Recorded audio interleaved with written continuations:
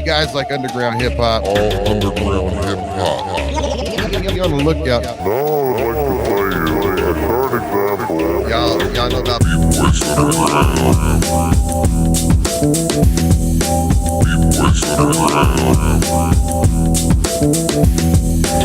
B-Boys Underground. B-Boys Underground.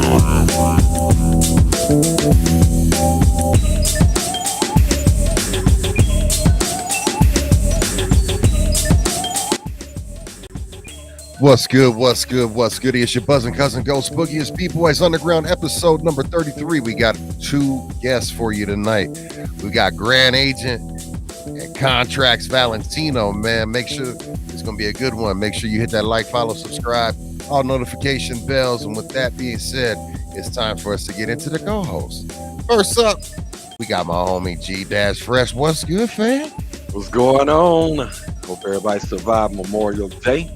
And Yes, peace to all the people. Rest in peace and all that good stuff. Coming straight out of Cincinnati. About to get it live. We got Grand Agent, like you said. We got Kontrax Valentino. Grand Agent been putting it down for a while out of Philly. Tino is right here out of Cincinnati Beat Lounge and a bunch of other things jumping out. Super duper producer. We're gonna get it going. Shout out to everybody tuning in. Let's get it. Absolutely. And we got my homie, Big BBOYS. What's good, fam? How are you? What's going on, y'all? You already know what it is. Fox State Bully in the building. Ready to get into this interview with our two guests, so let's get it. Let's get it. And with that being said, we got our first guest up, the one and only mighty Grand Agent. What's good, fam? You, how y'all doing, brothers? Good. Good. Good to have you. Thanks for having me. Yeah, thanks for having me. Good to be invited somewhere. There you go. Absolutely. Philly stand up. And then, of course, Cincinnati stand up, too. We got the one and only Kontrax Valentino in the house. What's good? Peace and blessings. Can y'all hear me? Yes, sir. It is an honor to be on board. Thanks for having me. Kontrax Valentino, Beat Lounge, baby. We in the building. Yes, sir. Absolutely. Beat Lounge, man. That was epic back in the day, man. Hey, yo. Man, legendary. Still is. Absolutely. So with that being said, welcome in everyone to B-Boys Underground episode number 33. You know, 2 threes, 2 guests. You know what I mean? This is going to be a great episode. And again, and absolutely. And what y'all got to do, make sure you hit that like, follow, subscribe. We do this every single Wednesday, but we're also adding additional days as needed. So stay up to date with us on B-Boys Underground on YouTube and on Facebook and on Instagram. So with that being said, welcome in. So Grand Agent. Yes, sir. Out of Philly. Philly, man. Yes, sir. Man, so Philadelphia. Yeah. I mean, you think about epic hip hop city, right? A lot of history for sure.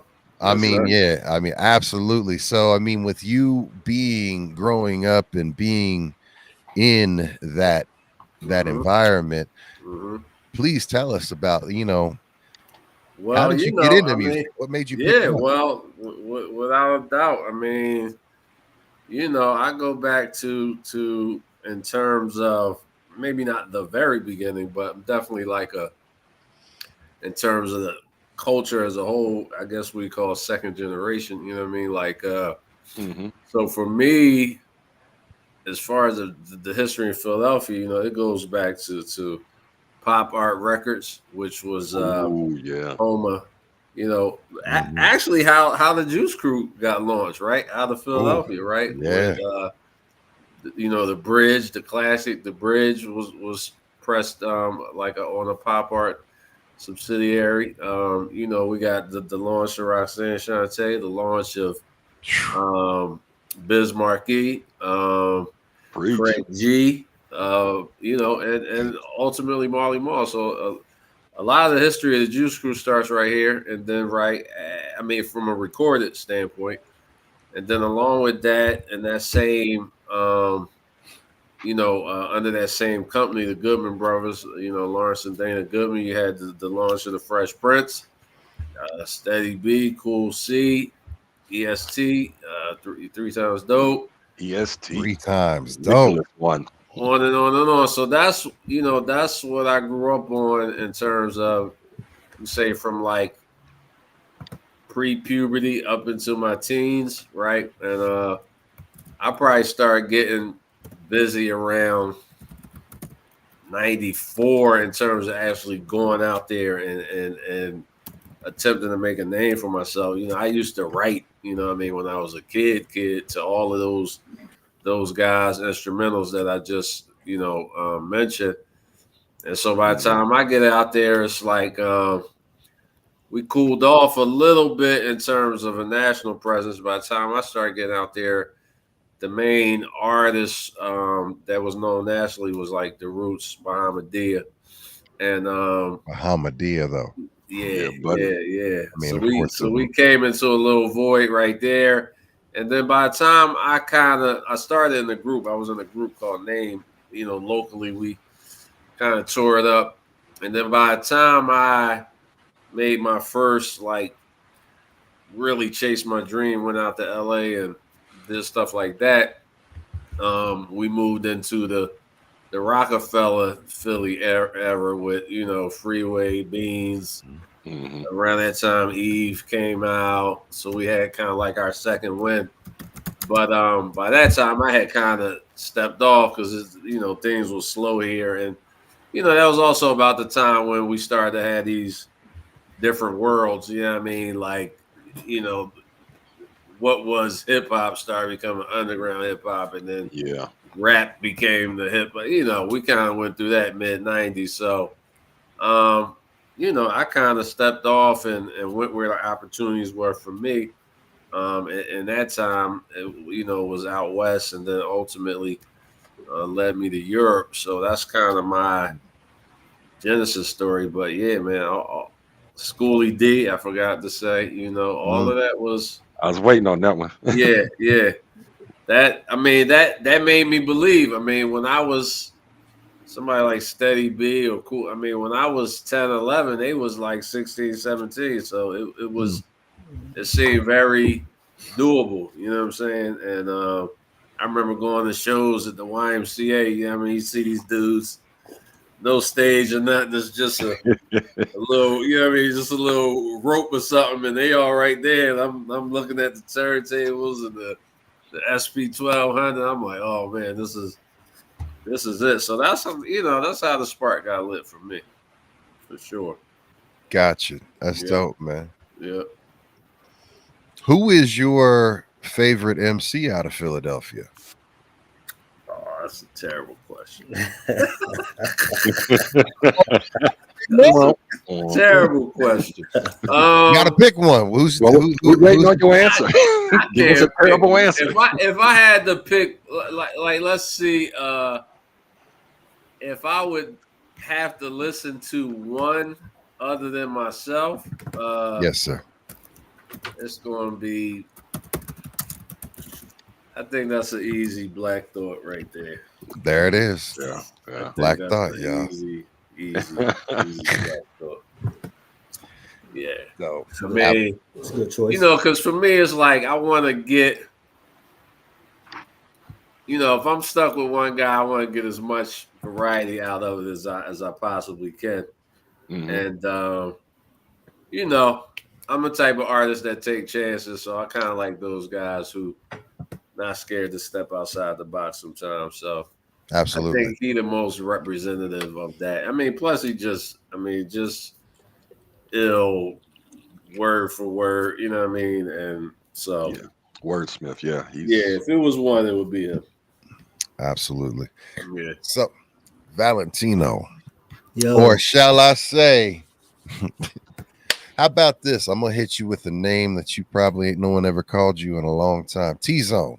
Yup. Yeah. So I'm glad you said that. I'm glad. So check this out, man. I don't even know if you know, because this was a long time ago, but I have to credit this man right here because my very first time stepping into a real studio for my first recording session was at Beatboxes. And it was with my brother because I went to high school with Sleazy Cheese, my boy Cheese Legendary. Coney.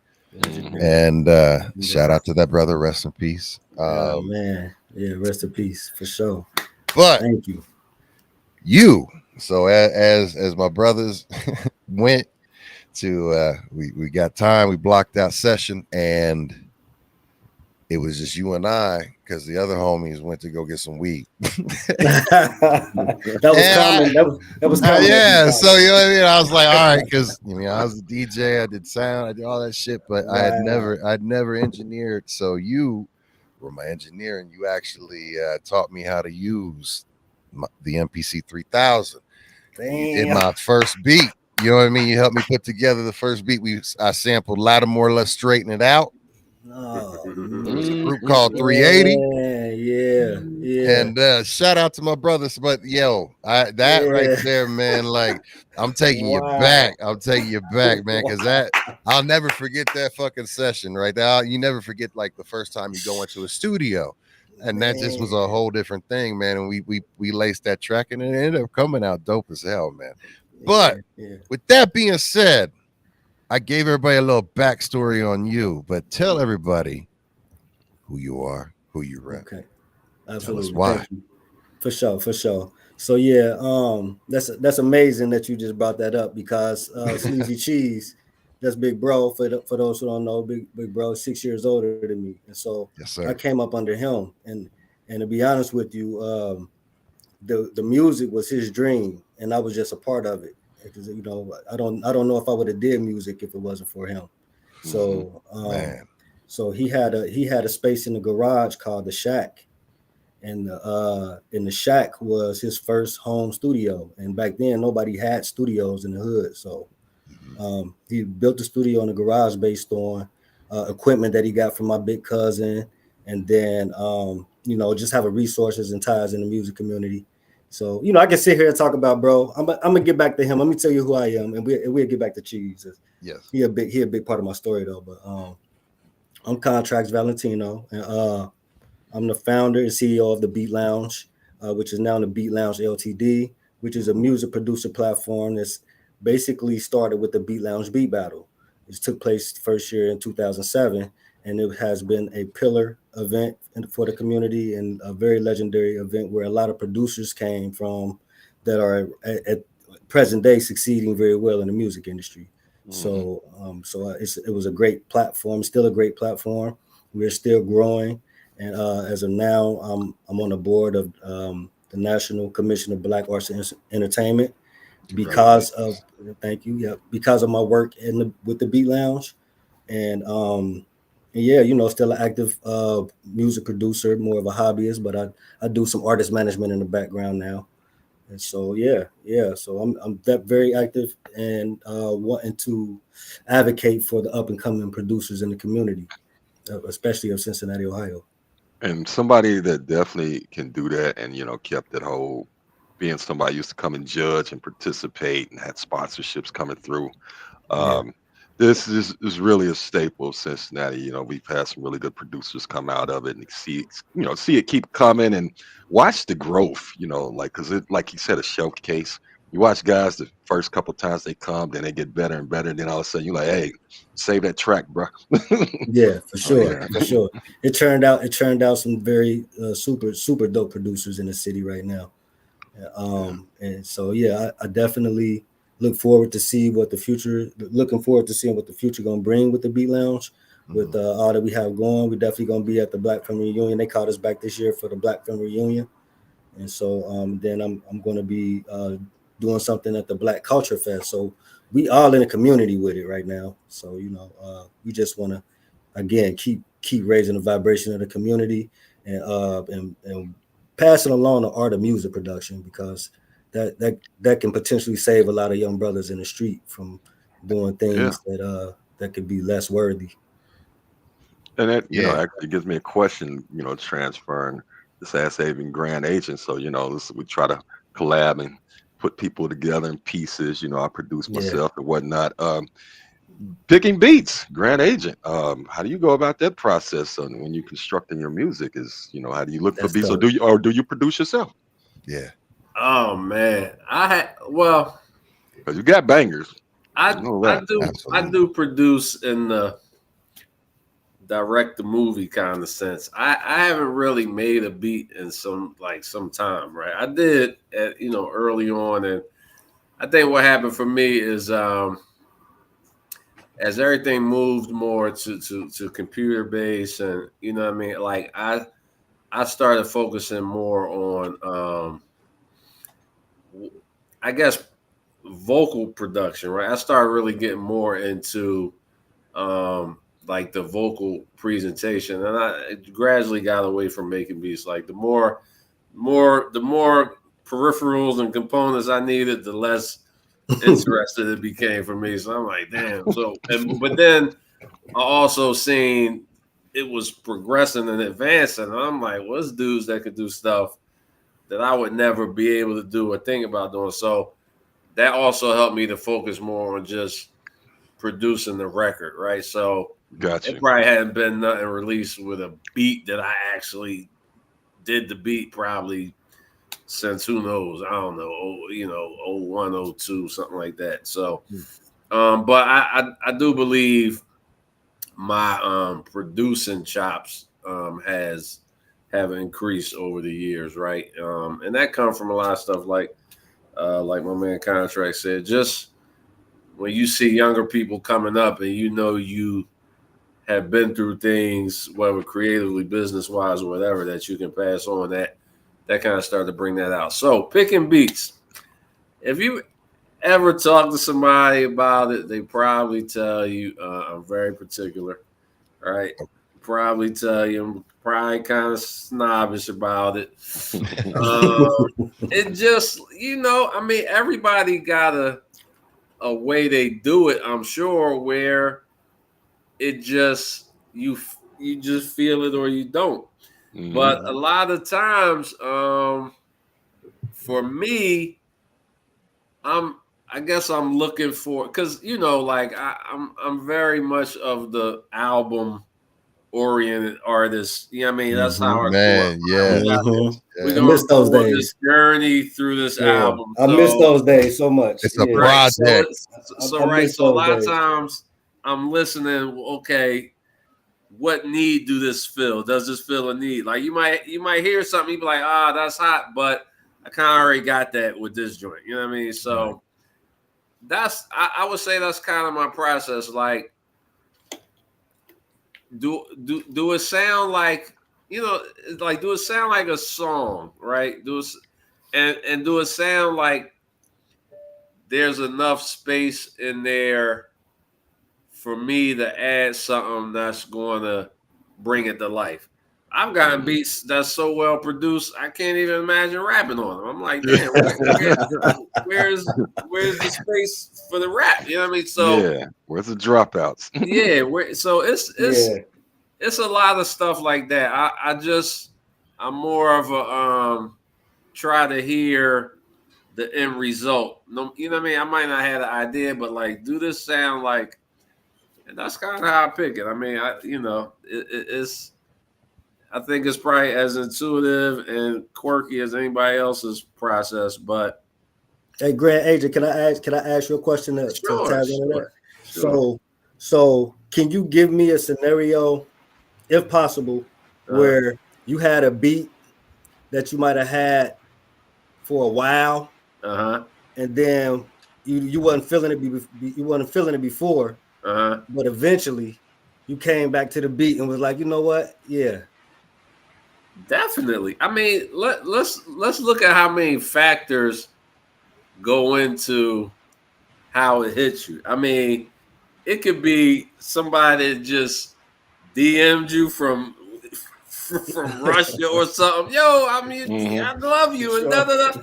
You're like, all right, right, and then you finally listen to. You like, oh shit, I've been sleeping. You know what I mean? Yeah. It sounds like that, or it might be like, I just heard it on my phone, so it wasn't loud enough for me to feel it. Right. You know what I mean? So Couldn't get the ambience of yeah, it. like Yeah. Yeah, it's a lot absolutely. of factors where it could shift your mood. It's like, do I even really have time right now to be writing over? You know what I'm saying? Like, I could be caught up in something else. So Right. absolutely, you know what I mean? I sometimes I'll just go through joints just because I come across them. I'm like, man. So definitely, it's some joints are like instant, and then some is like it's the mood and the circumstances and whatever's going on. Alignment of the Like, stars. Yeah. yeah, Absolutely. yeah, for sure.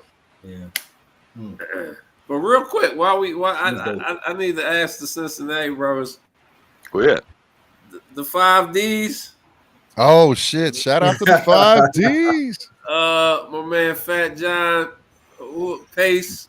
Yes. I was yes. on tour with these dudes early on. Yes, you were. Your record 2002, something like that, man. Your We had a record was charting long, about the same time. Yeah, because it was on Rap Attack Hits Super Magazine. Super Rapping. Yep. Yeah, Yep. I just Yeah. wanted to shout them brothers out, man, because we had some great times, man. We had some great times. 5Ds and High Tech from Cincinnati too, right?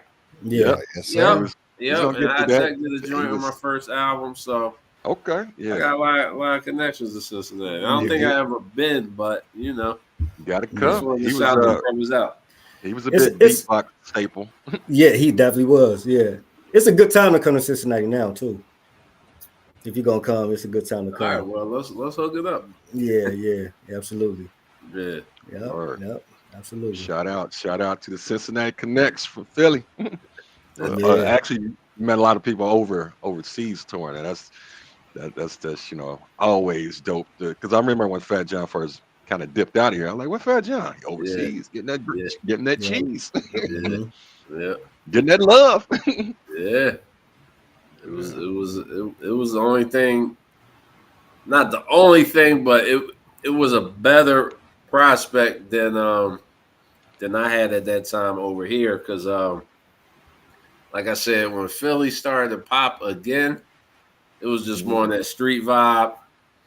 And you go over there and they was just hip hopped out, you know what I mean? And I ended up getting over there myself, and I think I was over there when Fat John kind of moved over there. I was living over there, and what happened with me, I got that deal with Groove Attack, and they was based in Germany. They had a little office here in New York, but they had their main headquarters in Germany, and it was, they was well established there. So they're like, come over here, and we're gonna do some promo stuff, and I'm telling you, bro, this time I'm like, I don't know, early 20s, like just going for it. All I do, like I drive a cab every weekend, get my rent back in the studio. You know what I mean? Like just on a hungry joint. And so man, I go over there. I'm literally like 2 days before I'm driving the cab. I get over there, we on national TV. Oh, Grand Agent. I'm like, yo, this shit is fly, right? So go back one more time. And I met a couple dudes, I think up in Copenhagen or something. And they like, yo, we about to do this tour with Common and da-da-da. I think Loot Pack, you know what I mean? Mad Lib back in the day. Loot Pack, yeah. Yeah, and so I holler at the label. I'm like, yo, you got to get me on this tour, man. So they fly me over, me and my man, DJ Sonny James, and we go do the tour. And I knew before I was going, but I ain't say nothing. I'm like, yo, next time I get over there, because I'm like, yo, I could go over here and live my dream, or I could come back here and just be grinding. And I ain't telling nobody. I was like, yo, man, next time I get over there, I'm going to just stay. So they got me that ticket. It was 2001, man. And I wanted to go do that tour. And just from there, just started couch surfing. Built it up, got a crib, ended up staying over there for about 2.5 years. And then during that time, that's when Fat John and them came, and he ended up doing the same thing. So it's a beautiful thing when you have a dream kind of open up before you like that. And I was like, yo, it was a now or never joint. So I just went with it. You know what I mean? Word. Yeah. Sure. That's dope. Yeah. Well, Tino, let's get a little bit back into like the. You gotta keep the name consistent because everybody Oh don't know yeah, you as good as I'm you know. confusing people. Kontrax Valentino. You my guy, we be kicking it. So Yeah, yeah, make it easy. I just want the people to know who you talking to when you I say got you. My bad. My bad. It's It all happens. good. We It's all got it corrected. good. You my Yeah, guy, go ahead. man. Kontrax Valentino. Yes. A Yeah, little yeah, more man. information. Yeah, man. So with the music production world, man, and you with Grand Agent, you're very much a composer in the production world. You would be a composer. You're the type Okay. of person that could really, if you could probably sit in the studio and give somebody a good melody. You probably can give them beat a good drum beat on the table or something, Yeah. and let Yeah. them put that together, Yeah. and then let them put their twist on it. So that's That's what you would be, um, and then and it's funny because I was that type of producer. That's what Ghost Boogie was saying at the beginning. So mhm. I was more the person who liked to help people in the studio, like an engineer for real. And Right. so like I would encourage you to give me an idea for a beat and make that beat for you.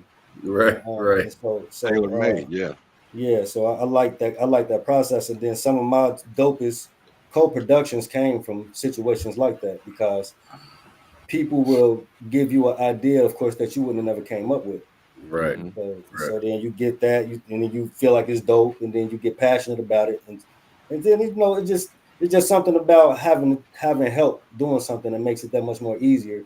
And so it's just a fun ride to see somebody make a beat that didn't know they can make beats, or Mhm. just some people don't know you got it in your mind, but you just don't know Right. how to translate it through the equipment. Right. So and No that's doubt. I like being that type of medium. Yeah. Um, I was watching Eric Sherman on Drink Champs, and he was talking about how Kanye had called him to come work with him. You're like, damn, what Kanye want with me?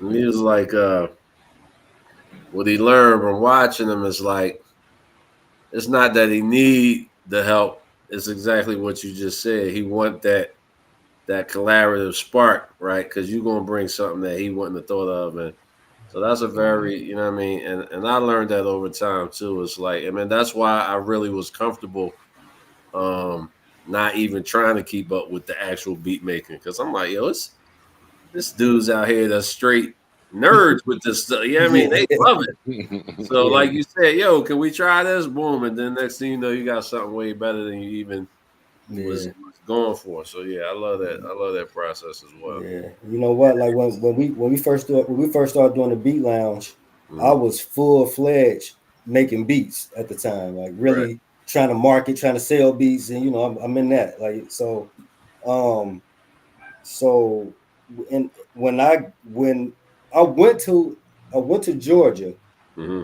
and experienced a beat battle there. Hmm. And the excitement that I had inside is what made me eventually do the beat battle in Cincinnati. And Gotcha. so that listen, man, when you hear a room full of producers dropping banger after banger, Yeah. listen, man, I don't hey, it's incredible. I don't see Yeah. how you can't get excited about that. Like, Yeah. I mean, banger. So I was so for me, like I said, 2007, I was in my prime as a music producer. But as time went on and I started getting into the business of it, I fell back from the music production to be more of the management piece or the assistant piece, and really try to Hmm. oversee the business. Gotcha. And so in that, like you said, bro, I start seeing these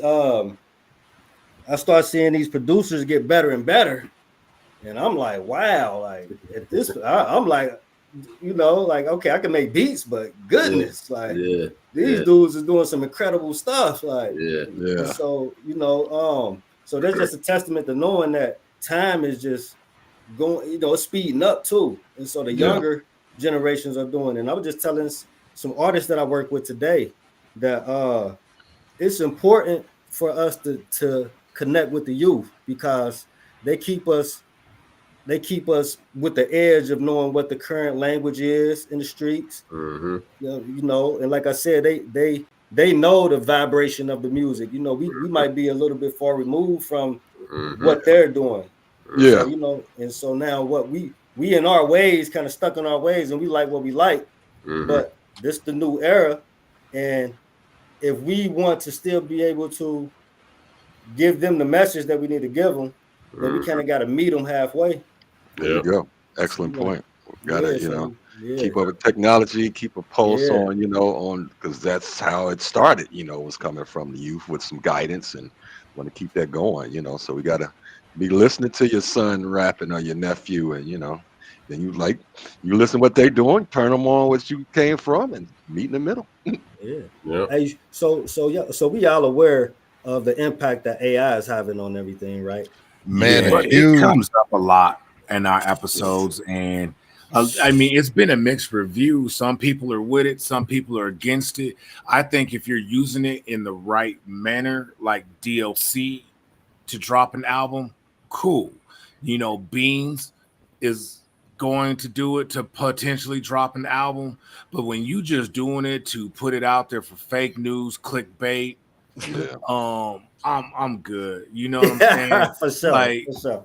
There's so many different things going on. Like, you got diss tracks dropping about this person, that person, or they people talking shit about this person, that person, and AI can be used in so many malicious ways. But if you're intending it for the craft, I'm all for it. But when you're using it maliciously, nah, I'm good. Yeah, that's fair enough. But it's gonna happen. Oh yeah, it's gonna happen. It's happening. Well, look. Yeah, exactly. So Kontrax, you're a producer, sure. And an engineer, correct? And then Grand, you've produced, you've engineered a little bit. Fresh is a producer, he engineers. I'm a producer, I engineer. And no matter what you do, you're using AI. Even as a producer, an engineer, you're using AI. All of these plugins are now AI. Like I just got another plugin the other day where I can literally type in on my master, and this is what's crazy. On my master, I can type in the sound of a song that I want my song to emulate that master, and it'll take those settings and apply it to my track. I don't have to do nothing. It's just a click of a button. So like if I say I want to do I want it to sound like Michael Jackson's Beat It. Whatever his settings were, this plugin takes those settings and applies it directly to my crazy bananas, man. It's crazy. I can't be mad about that. I can't be mad about that. I'm gonna tell you what, an engineer, you I'm can't tell be you what, a click of a button, you banging out tracks. Put one like, no, I'm old school. I gotta mix this myself. Then I said, let me just test that out. I'm like, shit. I ain't mad at that. But the downfall is let's go. What? Joe, well, see, here's the downfall. This average Joe who has a home studio can buy this plugin, and now that person like me, Kontrax Fresh, is now eliminated. And that's the bad part about AI is people aren't gonna need us no more to mix, master, and produce when they can just click of a button. They started pushing that lander out there. You're right. It's a lot of truth to that, but at the same time, everybody gonna use it in their way. And that's what's going to separate you from everybody else, because nobody can take you away from you. They could try to steal, they could try to, but as long as we stay in a race and we being scientific, we gonna. I feel that way as well. It's always going to be a human element that's going to freak the technology. Yeah, you know what I mean. So I agree with that. But I don't think since AI really been coming, I haven't really even produced or recorded nothing since, you know what I mean? So I don't even know what that's. I've been using AI more in my other life, which just, I see we was going to talk about this. Chat GPT. Really true, right? The Chat GPT. Let's go. So we running, me and my man started this joint called Philly Truths, which is, essentially, the mission is to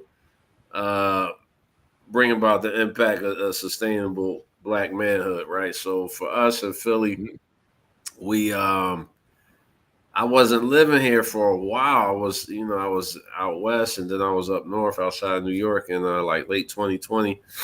Came back and just was hanging out, and the murders was just clicking up. It was like they was counting up. Was we gonna get to 500? Which for here is a lot. I mean, it's a lot for anywhere, but so.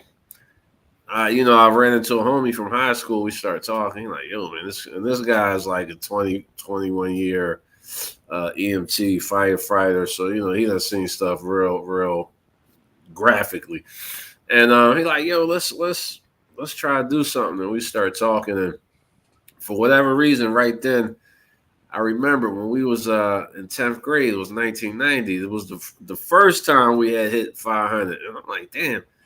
So here we go, 30 years later, we seen this story. So long story short, we started working, trying to figure out what we could do to involve ourselves in trying to mitigate this. And not that it's not 100 other groups doing that, but for whatever reason, we got involved, and it's been impactful, right? So and like somebody said earlier, like you said, this is hip hop for us.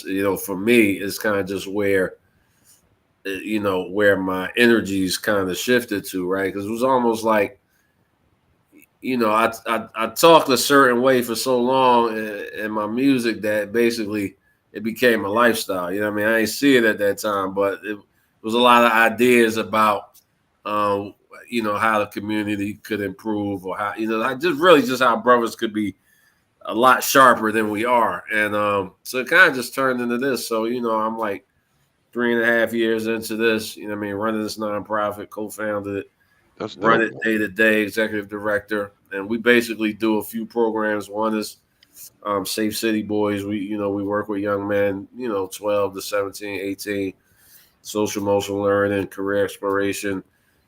Just getting with them, making sure they have a full understanding of what's the options really are.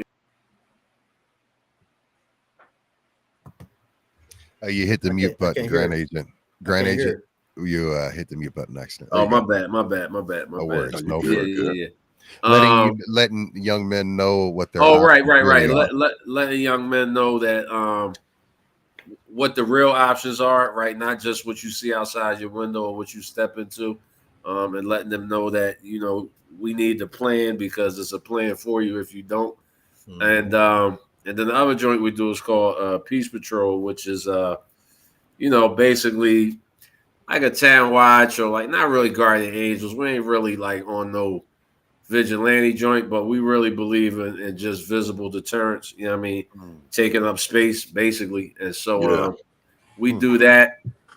Cause we've done different campaigns of that, like some as many as 77 nights back to back, some 100 days, but like 3 times a week. So we finally built that up to the point where we're gonna be able to start paying dues to do that. You know what I mean? So, and that's kind of like my day to day. So that's where I've been rocking the AIs on the business side, on the documents, grant writing. Like, it's just smoothed my life out. Like, I ain't even been in the studio since AI really started popping. So when you said that, I'm like, damn, I want to do something now. You know what I'm saying? Hey, we all do it, bro. We all make music here on this screen. I mean, there's one big collaboration just right here alone. Okay. Yeah, well, if I may ask, though, I mean, you mentioned, that's powerful, and you mentioned that you have folks on the street active and taking up space and visual deterrent. Now, being active and being present in the community, how have you seen that have an impact on the community compared to the way you would normally see a community police, right? Tell us about the benefits of that, because I could only imagine, having the community help the community out and having positive role models and influences to help direct energy has to be monumental. Salute to you all for doing that. Thank you. Well, I'm gonna say this, man. This is I'm getting a lot of the what would you call it? I'm getting a lot of the energy back from the universe that I thought I was going to get being grand agent. I'm gonna put it like that, right? So, that's dope. because how did it start? Everything I did first of all, I didn't even know I was going to be doing this, right? So that's usually a blessing, right? When you just fall into something, and everything I learned in promoting Grand Agent is the tools of how I built this organization thus far, right? So that was just like crazy, like everything not everything, but I knew how to do things that because this is the one thing I learned very quick, nonprofit business is equally, if not more competitive than for-profit business, right? Because absolutely, we scrambling for them same dollars a lot of times, and what I learned in the business gave me a leg up on, how to position Philly Truce, right? So a lot of times it feel like some hip hop shit, even though it's, and people don't really understand how that's happening. But anyway, like, what is the impact, yo? The impact is crazy, like crazy on many levels, meaning from, bro, before this year, we just got a new mayor, a black woman, right? First woman, not the first black mayor, but the first woman. And before we had this guy, he was asleep at the wheel for damn near for 8 years. It was like complacent. It was horrible. Then you added COVID, and it was horrible. So we started like in the tail end of his administration, right? And so, it's a lot of politics in this. It's a lot of maneuvering and like with the city, the state, with the bigger agencies, just really figuring out how to get to this money to do what you need to do. And so, we just started getting traction. So we was fortunate to, like, we got in just as his terrible term was ending, and everybody was like, whatever's next got to be better. And so when I talk about, bro, like, I got a call today from the city council president, like, who wasn't that when I met him, but as a matter of fact, and this dude they tried to send this dude away on some federal bribery charge, right? A brother. Oh, wow. He beat that. First they hung the jury. Next time he got acquitted. 3 months later, they voted him city council president, right? So I just knew this dude from just doing the work. Right. And I was like, so we just did some grant. It should have been a no-brainer. It's like, we the dudes that go out and hit the block. Like, everybody knows it, right? So they try to ice us out of some little $50,000. So I texted them. I'm like, what's going on? What's really going on? So, don't you know? Now, this is the city council president. This is basically like this with the mayor. You know what I mean? Like, they got to get along to get shit done. So he calls me today, like, I'm gonna just let you know, man. I called some people, and they gonna review that. You know what I'm saying? Like that type of shit, right? So you got impact like that. Then you got impact from, when I tell you, bro, I don't know if y'all ever, this place is kind of world renowned. We got this neighborhood here called Kensington, right? It's like Night of the Living Dead, opioid, like, sleeping on the street, horrible. Man. And saw a program that featured something horrible, bro. Yeah. And last year we did this Peace Patrol campaign where it was like we got this info from the DA's office. It's like, these are the 77 blocks in Philly that have had this many shootings in this period of time. These are the hot spots, right? Historically. And like half of them blocks was in this one neighborhood, right? So, us and my guys, and we got this one OG here, Jamal Johnson. He's actually Dr. Umar Johnson's pop, right? But he like a ex-Marine, like hardcore activist. So we like, we're gonna hit every one of them blocks 77 nights in a row, starting at 10 p.m. And we just gonna go into the wee hours, and we just do an hourly patrol, right? So we talking about setting up a tent outside on the block. This is the base. So we did this for 77 nights. This was the longest and most consistent ones because we had started back in 2021. Yo, bro, when I tell you the stats, it was in that one neighborhood, it was something like a 64% reduction in shootings. Wow. 84% reduction in shootings under 18. 62%.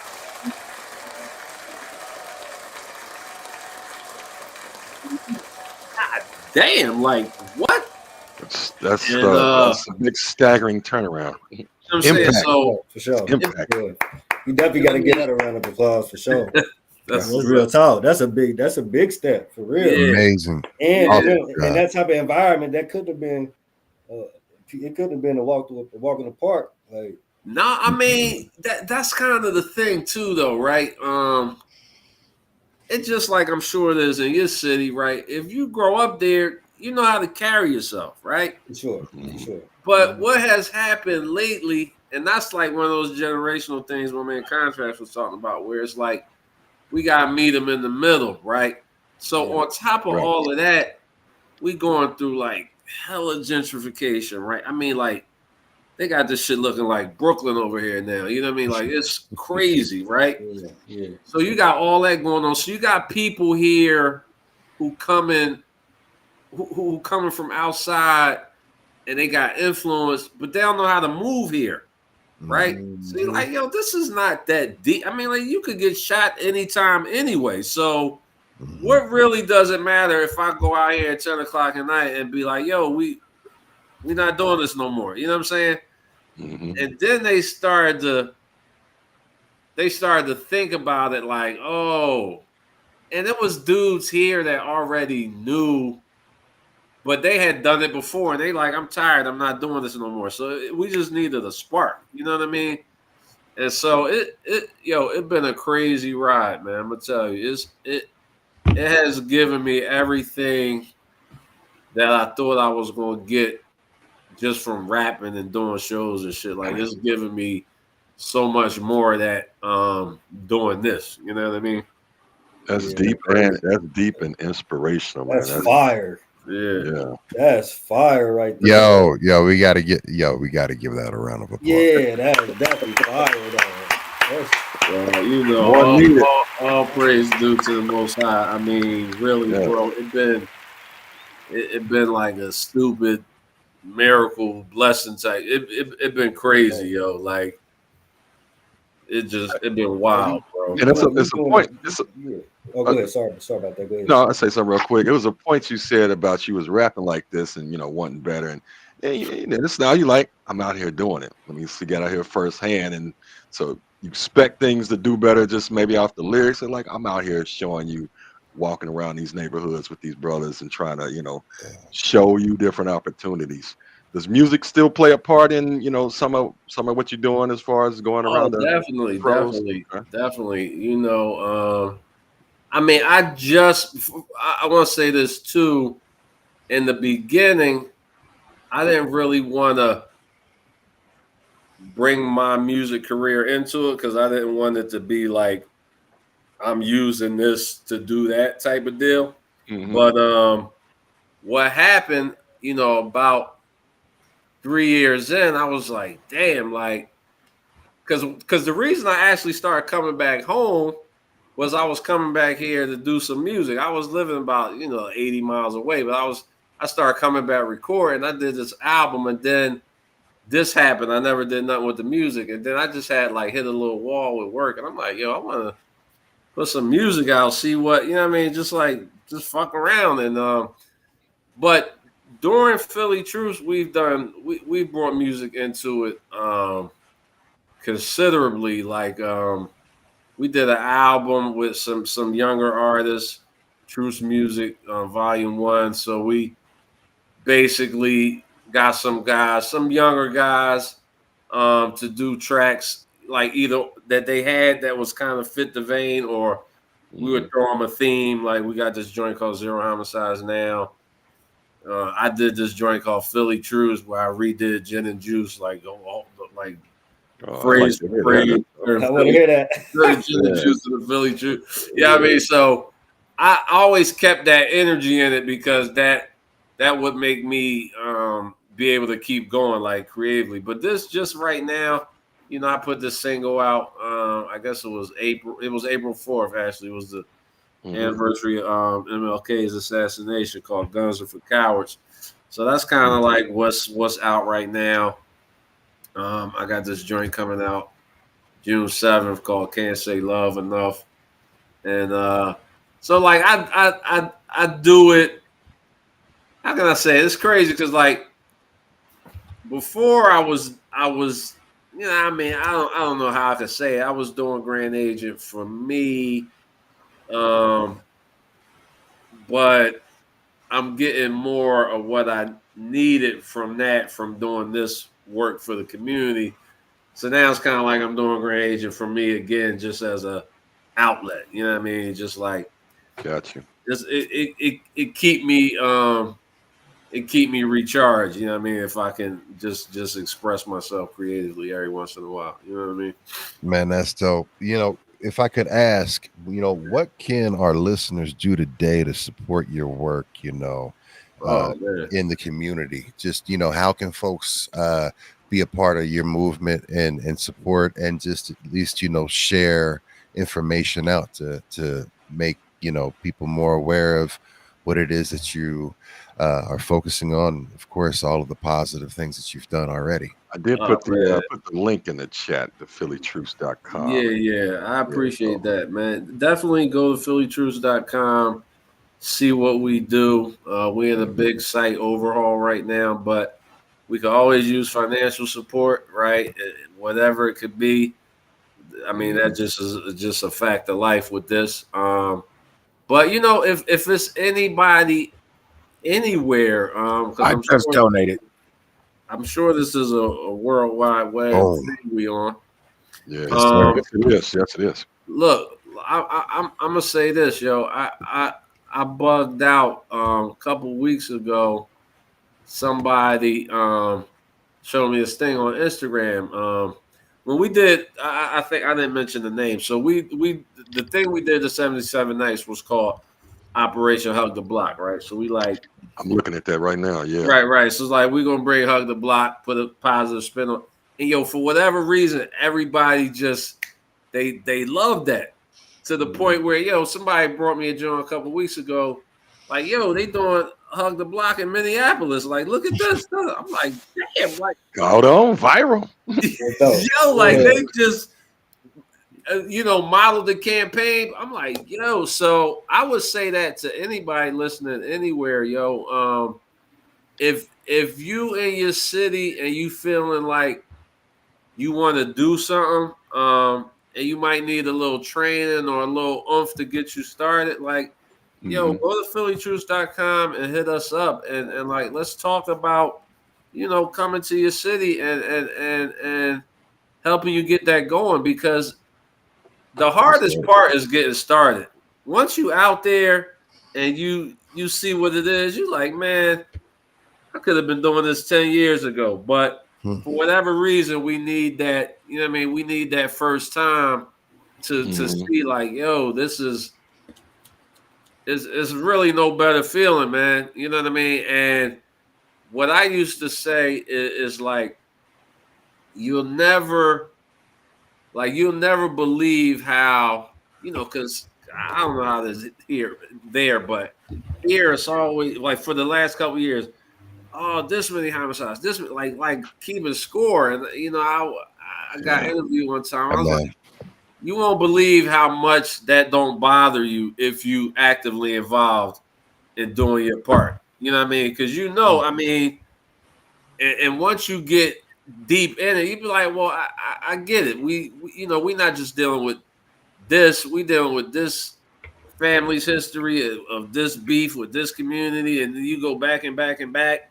And you'd be like, look, I mean, a lot of these guys never had a chance. You know what I'm saying? A lot of these guys never knew anything. And so once you active in it, it's like the bad news ain't so bad. It's just like, all right, we working on it. You know what I mean? We in a process. You know what I mean? So I would just say anybody interested in really getting some community-led visible deterrence, like it's really not that deep, man. You get a couple guys, and you just do it. And if you talk to people and let them know, like it people want to do it too, right? Somebody just need to jump out there and get it popping. So I would love to get some calls from some, I'm about to reach out to them guys in Minneapolis too, and try to make that a little bit more official.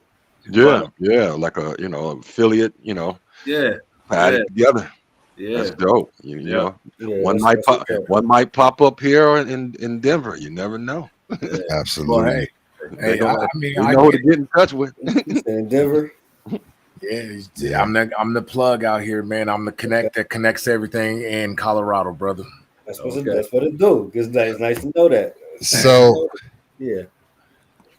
Kontrax. Yes, sir. So you may, with what you are doing right now, and especially with Beat Lounge and the focus of that, was to, put positive energy into the community as well, and create a platform for folks to be able to compete and healthy. And it was always an environment that, everybody knew that you needed to respect. So there wasn't too much, anytime any craziness that was happening, people respected it for the most part, and still do, right? And tell us about how,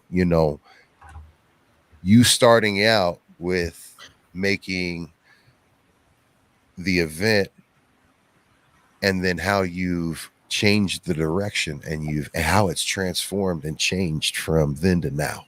Yeah, the vision. Yeah. So starting out, it wasn't really, it was a thing that we just did. So Right. it was like I was dealing with a guy named John Postman, and John was the bar manager at Baba Boudin's in Clifton. And I met him through, Hakeem and Scandal. And Rest in peace. rest in peace, Scandal. Yep. And rest in peace to John Postman as well. He passed away as well. Oh wow.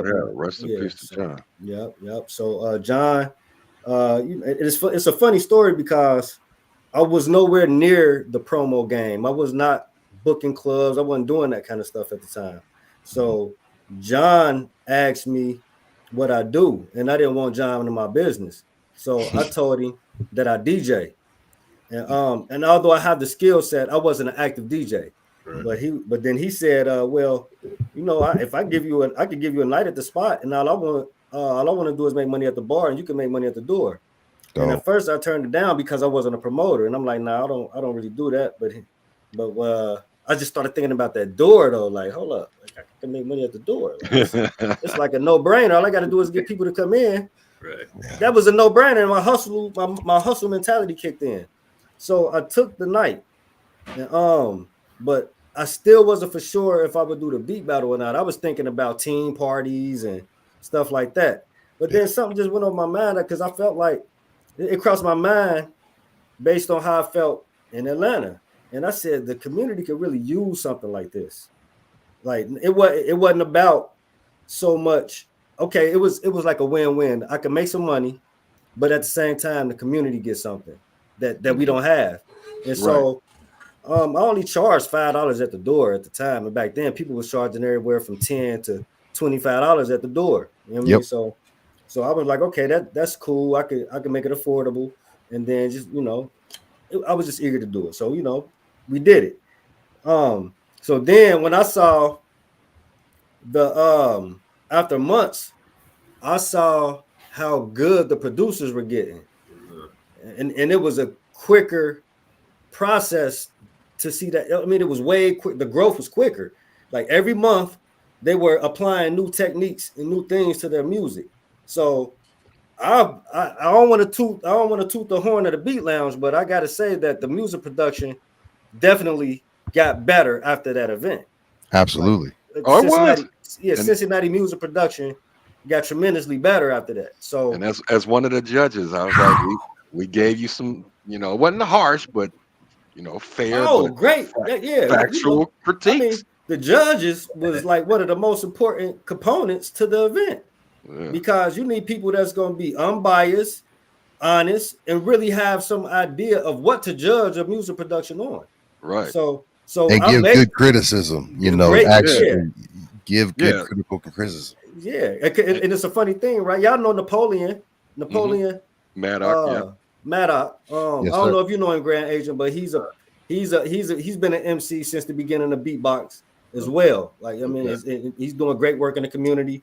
He was over there overseas. He's overseas a lot. Really? Okay. Yeah. So Napoleon, he came to the Beat Lounge to represent an artist from overseas. Okay. And this is a story about me picking a bad judge for the event. So he like, I just want to represent a artist from overseas, and we allow you to do that at the Beat Lounge as long as you disclose that information. Right.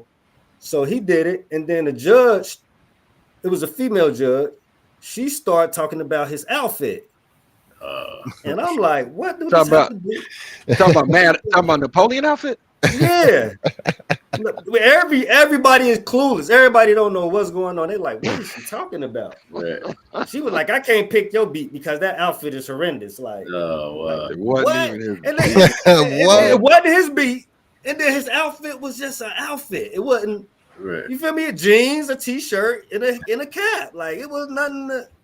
It was like, the producer world is different than a rapper world. Right. Yeah, right. The producers don't carry themselves like rappers. They introverts. Right. And then Napoleon has never been a materialistic guy to begin with. No. He always been just a real hip hopper. Like, I mean, that producer could be home with eye boogers on, and we don't care. Like, as long as that track dragging. That's what it's all about. So they ain't coming in there trying to brag about the jeans and none of that. So it was just a bad experience. So that made me really clinch down on the choosing a judge process. Right. Yeah. So now the difference then is that it was just so raw and uncut. Now we put a focus on the educational piece. We put a focus on making sure the producers pay attention to their business, and we looking for opportunities for the producers to get the placements and the which is harder to do now, but to get the placements, and but now we're looking more into licensing. That's a bigger arena than just music production. But I will say what you touched on earlier, Grand Agent, is that the Beat Lounge, it did put a damper on the beats that the producers were making for the artists because they began to put too much in the beats. Right. Because you don't have the vocals to help you in the beat battle. So what we found out is that when you take the vocals off the track, then you really see if the track is that dope or not. Yeah. Alternatively, though, if the artist is dope enough, he gonna make you like that track. Yeah. So, and I'd say this: sometimes when you was trying to win the beat battle, you weren't trying to win as a producer. You ain't trying to win as I want somebody rap to it. You try to put crazy stuff in there. Now when that artist say I like it, but I want you to take these pieces out. So, exactly. Well, you got to know how to rearrange the beat. You're right. Arrangement. So But the producer's trying to get the wow of the audience. Yeah, exactly. They want the audience to react. Yeah. But then sometimes you will have sometimes you'll have a judge that be like, you know what? Listen, the beat was dope, but I can't rap to that, so I'm gonna have to give it a pass. Like, it happens. It happens. Like, Now, are your judges additional producers, or are you using rappers and industry people to judge? Or, I mean, how is this formulated? That's a good question. So I really open it up. So sometimes I try to cater it to the battle itself, depending on what type of battle it is. But for the most part, I like to have someone who would be able to judge the sound quality of the beat, like a mixing engineer. Then I'll have someone who's a producer that might be able to pay attention to the arrangement and the dynamics. And then I might just pick somebody out the crowd that has a consumer ear that'll say, nah, that bitch banging. Yeah. That's banging. I don't care how he mixed it or whatever. That track right there, sometimes you need that. Like, Right. so Sometimes that's the most important right there, because everybody else is all technical, right? And it's like, no, this is the people that are here to like consume that are the people here that's listening to consume it, right? Absolutely. And Could they're even the be a most D. It important. could be a DJ as a Now- judge. Absolutely. Oh, absolutely. Yeah. We get DJs a lot. Yeah, we get DJs a lot. Yeah. And for people like myself who are interested in beats, I make a lot of beats. I produce my own stuff. Where can I see your beat battles? Like, is there a way for me to check out battles online or? Well, so because we went through a rebranding process, like we got a website. You can see some of the older battles that we had at the beatloungeltd.com. And some of the old stuff that we had going on, dating back to 2007, and some of the stuff that we could salvage because we wasn't that technical back then. So, but we do got a lot of footage on there. But up to date, we went through a rebranding process. The logo changed, so we going for a different level of quality. So we still building the infrastructure of the actual content side of it. But yeah, you could go to the website to kind of see, the stuff that we've been doing in the past. So yeah, can we touch on it? Because we like to chit chat and then we like to play some music. So Why I mean, ask? we're gonna play some Grand Agent. We're gonna show some beat battles and let because there's a crowd. They start getting itchy. Y'all talking. We like the conversation. I ain't heard no shit yet. But before we get that, Tino, what would you say? What's your most? Maybe pick the top 3 memorable beat lounge. I mean, I said it again. Kontrax Valentino. It's catching that time. It's cool now. We already had the first part. When they hear that, they gonna know. Yeah. What we doing? So yeah, what would you say? Like maybe top 3 memorable beat lounge beat battles. Man, listen. I know I got one. I'm definitely gonna say the J Skills Kill Will competition. Yes. That was like one of the most. That was one of the most exciting competitions we ever had at the Beat Lounge, because it was a crazy dynamic because Kill Will had just got the placement with Birdman. Yes. And nobody really knew, but some people knew. And so the way the battle went, Kill Will got a good quality of beats, you know what I'm saying? But his sound was consistent. So it could get a little monotonous after a while.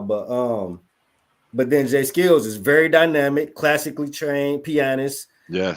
He'll throw some samples in there. He'll talk about you in the beat. Kill Will ain't doing all of that. So for the first 4 rounds, Jay Skills was he was slaughtering him with the crazy dynamics. But then it got to that last round and Kill Will played the Fire Flame, and the judges considered it a knockout punch.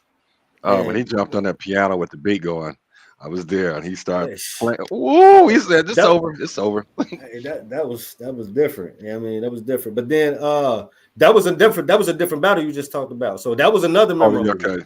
So for those who not looking, or who weren't there, sorry about that. The Greenwich had a piano on stage. Yes, they did.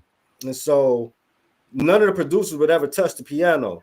But on this particular day, since Jay Skills is classically trained, he jumped on the keys, and not only did he kill the keys, he laid on his back, upside down on the bench, and rocked it. And so that. And then here's how finicky the battle is. They disqualified him for that. Yeah, remember? Why would they disqualify him for that? Because he cheated. They said he cheated. He cheated. Oh hell no, man! Crowd That gets a nuts. boo. I wish I had a boo button. That's the fact. They said he cheated. It was so controversial for the event. It was beautiful. Yeah, it was bad, but it was beautiful. Because everybody was talking about it. People who wasn't even there was talking about it. So it was that was a dope event. And then aside from that, another memorable moment was we did a tournament in 2012, and we changed the functionality of the event. So at this point, we added video to the event. And so now at the event, it's going to show you the video of the producers talking crazy to each other. You know what I mean? And everybody get to see it. And so we ran a promo like that. And so it was it was just super dope. And people people definitely felt the growth of the platform at that moment. So that was one of the most memorable moments as well. And then aside from so yeah, those are my 3 top moments. I just wanted to bring it up because I definitely had some great times coming over there and judging some or just being there, throwing all that Sky On merch everywhere. yeah. You was one of the dopest judges though. You had a lot of good feedback. Like I was trying to be constructive, and it was some beats I ain't like, but I was like, I look for the good on it. Like, it was sonically produced, not my cup of tea, but it's great. Maybe a little extra sprinkle here. I mean, we I thought we always had pretty, other than whoever that lady was, I think we always had pretty good. Yeah, that was wild. I don't even know how she got on the panel. Somebody set that up. Yeah. I remember somebody had other motives other than judging. There was some other motives. Something else going on. She was could looking be for some a man. plants. I've seen that before. Yeah. Especially when they was doing side bets and stuff like that. So it started getting crazy. It was intimidation tactics and all kind of wild stuff was happening. I'm like, man, come on, don't do it like this. This is just competition. Yeah. Hey, but Ghost, yes, but to what you were saying about how we never really had problems, right? We did have one time that it almost got out of hand, and that's when Dayton came to Cincinnati. They came as a crew. And they had a big producer in Dayton. I forget his name, but gets active, man. That's the one thing people sleep on. Dayton, the Gem City gets active. Hey, man, how the small town people got a lot to prove, man. The underdogs, man. Especially since they shrank a little. Ohio gets active with Drake. I mean, we because we try to have a big city mentality, but we're a small city. Like so everybody's got a chip on the shoulders. Yeah, they got a chip on the shoulder. So we feel like we don't get no attention, but it's changing. It's changing. Yeah, but it got hurried with the Dayton event. Yeah. Well, we got our listeners waiting. Let's go round robin. Grand agent. You go ahead. You got some ideas, Boogie? I want to see what he. Well, my question was, go ahead, please. What you got? We better do your thing. Do your thing, Boogie. Now let's do our. This is very important. It's a little staple here. Boogie got a little segment. We got it. I mean, not Boogie, but we's got a segment we like to do, and just like to see everybody's reaction. We can pop that right now, and so boom, music. Hey, well, let's do it. Let's go. Get it. All right, so we're gonna do a segment called "Who You With." Who you with? I'm gonna throw some names, and you gonna tell me who you with. You have the explanation to tell me why or not, or just move on to the next one. All right. But before you get into that, I got one important question. What year is your favorite year in hip hop? There we go. Oh my God. Am I gonna have to answer this too? Yeah, this is for both of y'all. I got an easy answer, but I want to give a more thought out answer. My easy answer is 88. I mean, that's an easy, no-brainer answer. But I feel like, what was that year when DMX dropped the 2 albums? And that was 98, 97. 98, right? Yeah. It's like 97, 98. I'm not for sure right off the bat. I think it's 98. That was a strong year. I didn't appreciate that one while it was happening, but looking back, that was a strong turning point. Okay. Good point. Yeah, good point. Yeah. Just because I always say 88, I'm gonna say 98. Right. Okay. That's crazy. Kontrax, where you at with it? Who you with? Oh my God, man. Hey, I like 93. Let me see. Yeah. What about too, man? And I said 1991. For me, in my opinion, 1991 was one of the most monumental and important years in hip hop, period. Well, one of my favorite joints, Breaking Atoms, was 91. I know that. Oh, yes. Yeah. I think this question right here might have been 91. Everybody, 90. 91, 90 or 91 for. Oh, yeah. That was an amazing time. I mean, really, 88 to 92 today is one great year. But that's the toughest question you're gonna he still got answers. I know. I was about to say Kontrax. What you got? I'm about to steal one of yours. I'm Shit. about to steal one of yours. Hey, everybody got the year. Like Hey, you know what? I'm gonna go with the year. I'm gonna go with the year that Pac dropped All Eyes on Me. 96. Yeah, then you had Nas. He had dropped what was it? I If Am. I Rule the World. If I Rule the World. Yeah, that was a strong year. Yeah. Very strong. Oh, dude, that Reasonable Doubt was that year, I believe. first year for Smoking Grooves. You had basically you had Tribe's second to last album, which was with the Stressed Out album. You know, that was a huge album. No, it wasn't Marauders. It was Beats. No, it wasn't. It was one with Stressed Out on it. Shit. What is it?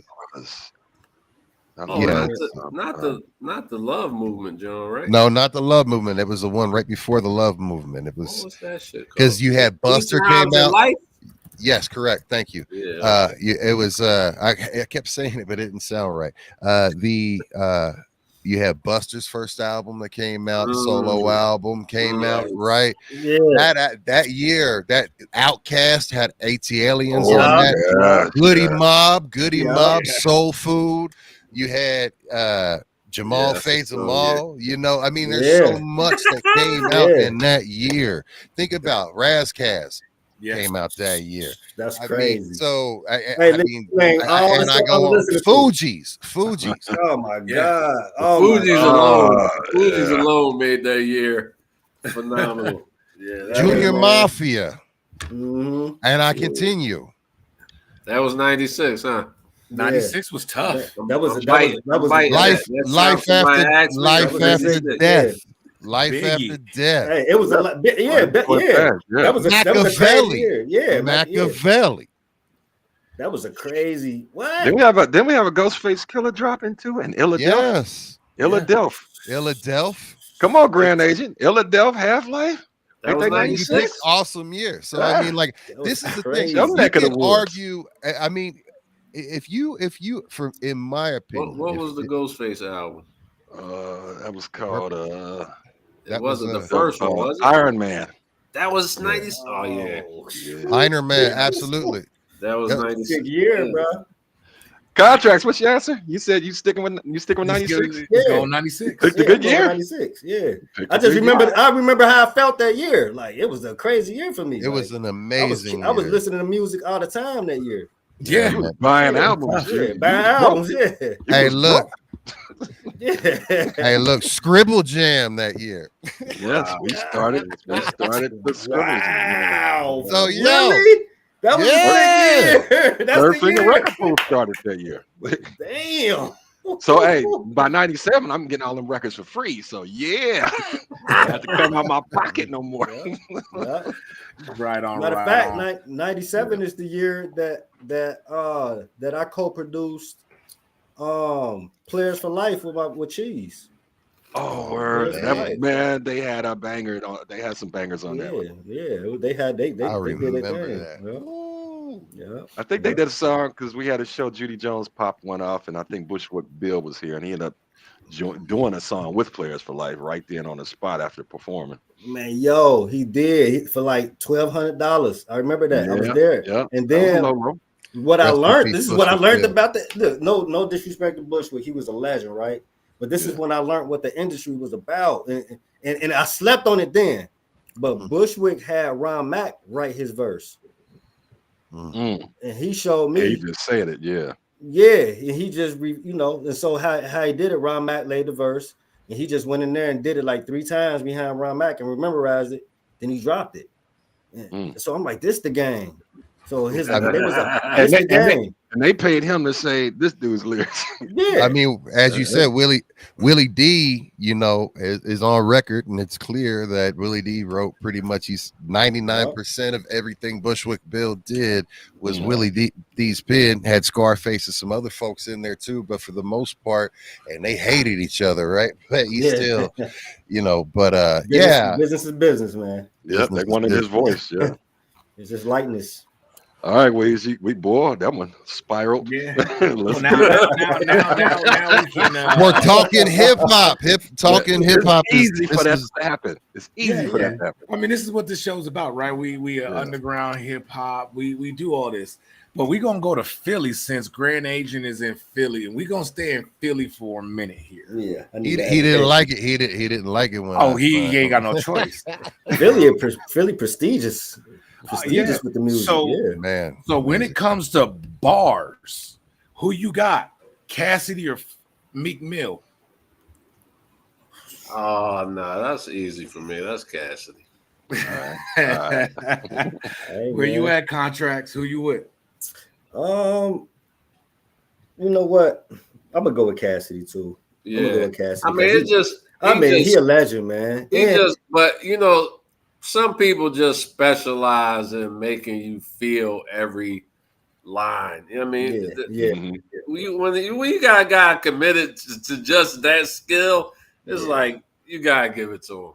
Yeah, Cassidy is the bar smith. He's one of the best to do it. Well, you know what? I got to give it to Cassidy because, in terms of the battle rap side of things, man, he slaughtered some cats. Like that he counts still for do. something. Yeah, he still do. But yeah, but in his prime though. Whew. All right. Yeah. Well, I don't like to pin these two because these are two of my good friends, Beanie or Freeway. Who you with?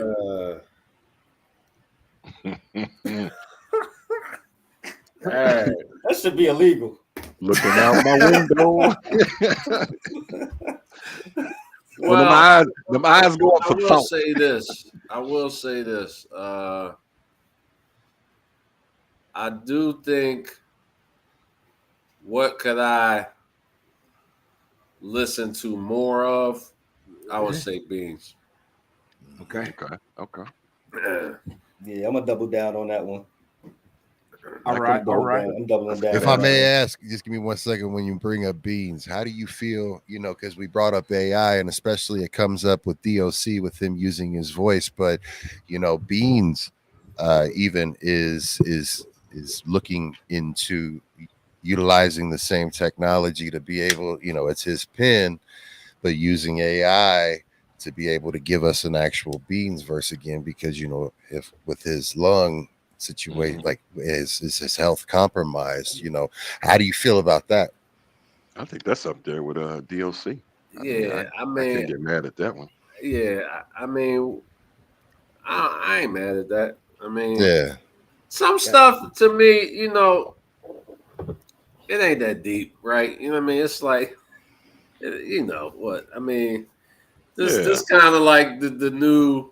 I mean, I remember a time when it was like auto-tune was the godforsaken thing. It's like, what I mean? Like, still around. That shit part of the game now, man. Yeah, I'm excited. My thing is if it's their pen, I'm excited to be able to hear a new DOC album. I'm excited to hear a new Beans album. If it's their pen, how does that work exactly? So, because I ain't hear the DOC joint. So what? I mean, are they? How does it work? They feeding the lyrics in, and he just do the voice. Computer generated, and they're able to craft it because you're able their words, to. Though. Yeah, and then when you bring it into Pro Tools, I mean, they are even able to manipulate like the attenuations of the delivery, right? So you can get down that granular in the actual thing, so you can control the key and then the cadence and all of that now. So he has the ability to really, at that point, he's utilizing his tool, his voice. Now, yes, it is the same kind of as auto-tune, but I mean, damn, just to be able to hear the DOC something of that. Yeah, like So I guess I was asking a more technical. So just from previous recordings, that's how they kind of sculpt the voice. Yes. Correct. We could get DMC back too. Shit. Right. Yeah. So for me, I think where I draw the line at is as long as they're alive to write the bars. Yeah. Right. Yeah. I don't feel comfortable with you digging people out the grave. Correct. Yeah. Their pen. Yeah. Absolutely. That's what I don't agree with. Yeah. But if they do it for Tupac, No. he probably still got about fucking another 80 songs. Hey, He still got Hey. 80 ones he ain't record. Hey, Boogie has heard it. I am sitting on a DMX verse in my computer right now that I'm going to be releasing a track with DMX, and it is actually his recorded before he passed. That's Yes, sir. dope. That's what's Yeah. up. Yeah. That's So, dope. I mean, can't and even look, get that. hold on, and And hold my- on. That big pun is just a touch away from coming. Big Pun. I'm dropping the track with Big Pun. I think Friday or Saturday, That's legendary. and it's not even, and it's no AI. Hey man, that's legendary. Absolutely. You gonna have to And call that. Nate Dogg. You Hold gonna have on. to call And I that. got Nate Dogg dropping in 2 weeks too. Stop it. Track with Nate Dogg. Wow. So what's the name of the project? That's still all in the works, man. It's Tune back in. I'm gonna be real with you. I'm waiting on Jazzo's verse to finish the album, and then once I get a track from Jazzo, then shout out Pete Kate. I just did a track with Pete Kate too. But my big bro Jazzo, as you see, Kings County Media Group. That's the record label. So shout out to Jazzo and the whole Rockefeller Record family, Rock Nation family. So but yeah, man, once I get that verse from him, then the album's complete. So we'll see. That's crazy. Yeah, man. That's crazy. But back to the topic here. So who you with? Yeah. Charlie Baltimore or Eve? Eve. Come on, man. Yeah. Oh man. That's an easy joke. I just don't. I can honestly say I really don't know much about Charlie Baltimore. Okay, and that's I'm fair. have to go with Eve. Yeah. Okay. I mean, and that's fair. Charlie Baltimore's got a dope catalog, but I mean, unless you was like really deep into it back in the Foxy days and all that to know about Charlie Baltimore, then that's Eve controlled the airwaves. You know what I'm saying? So here's a one-off, and I don't know if y'all are really familiar with any of these names, but just for the fuck of it, for entertainment value, Diplo. Okay. Of course I know Diplo. Yeah. Or Lil Dicky. I'm gonna go with Diplo just because I ain't really up on Lil Dicky, and Diplo was around when. Yeah, I'm gonna go with Diplo.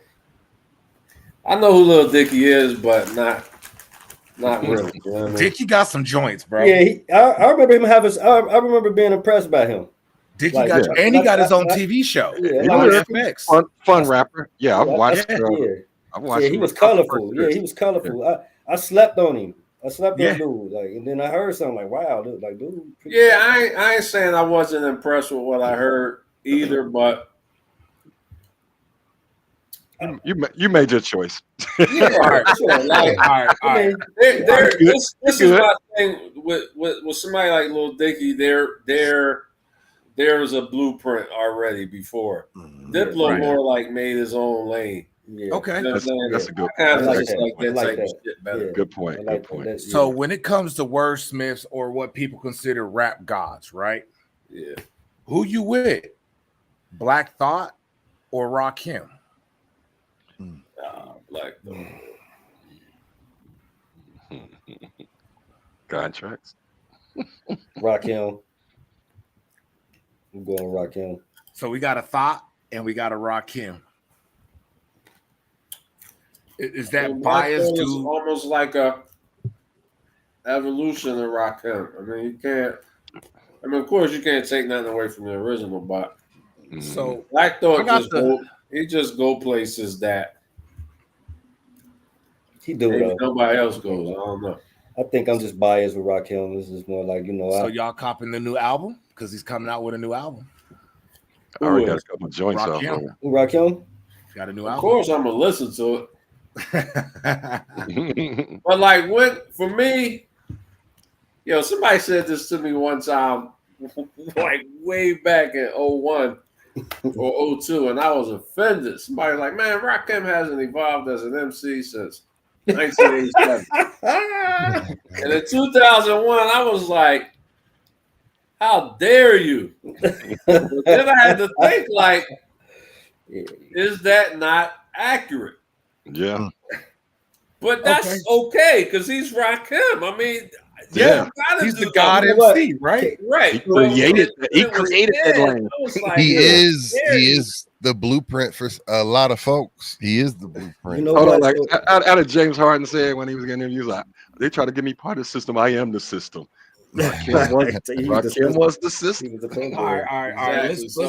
Let's like I remember one time, like Paid in Full came on the radio, right?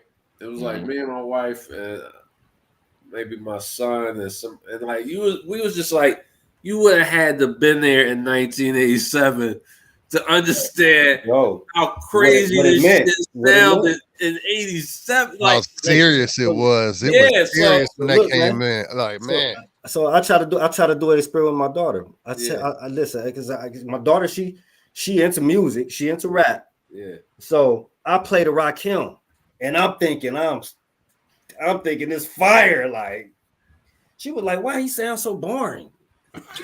I said, "What is you talking about?" Blasphemy. But then the light came on. These kids like a vibe. Yeah. We were impressed with words. We were impressed with the fact that somebody can rhyme a word with his level of vocabulary. That was amazing to us. And his vocal control was excellent. I mean, I got the pleasure of seeing Rakim and at the Rock the Bells or the Forge tour with LL, and it was so dope that Black Thought was Rakim's hype man. With the Roots playing that was another all of the instruments. I see what you're doing. I see what you're doing. You asking us impossible questions. All right. Well, then, hey, it's who you with. It's who you with. Nah, you ready? I like it. I'm gonna take it current. Then I'm gonna get out of Philly. Who you with out of the so-called big three? Kendrick, Drake, or Cole? I'm going with Cole. I'm gonna say this, man, and I don't care what nobody think about me. I'm gonna say this, number one. I ain't listened to none of the battle, so I don't know what happened. Now, if we talking about the battle, that's a different story. But in terms of who I can listen to the most,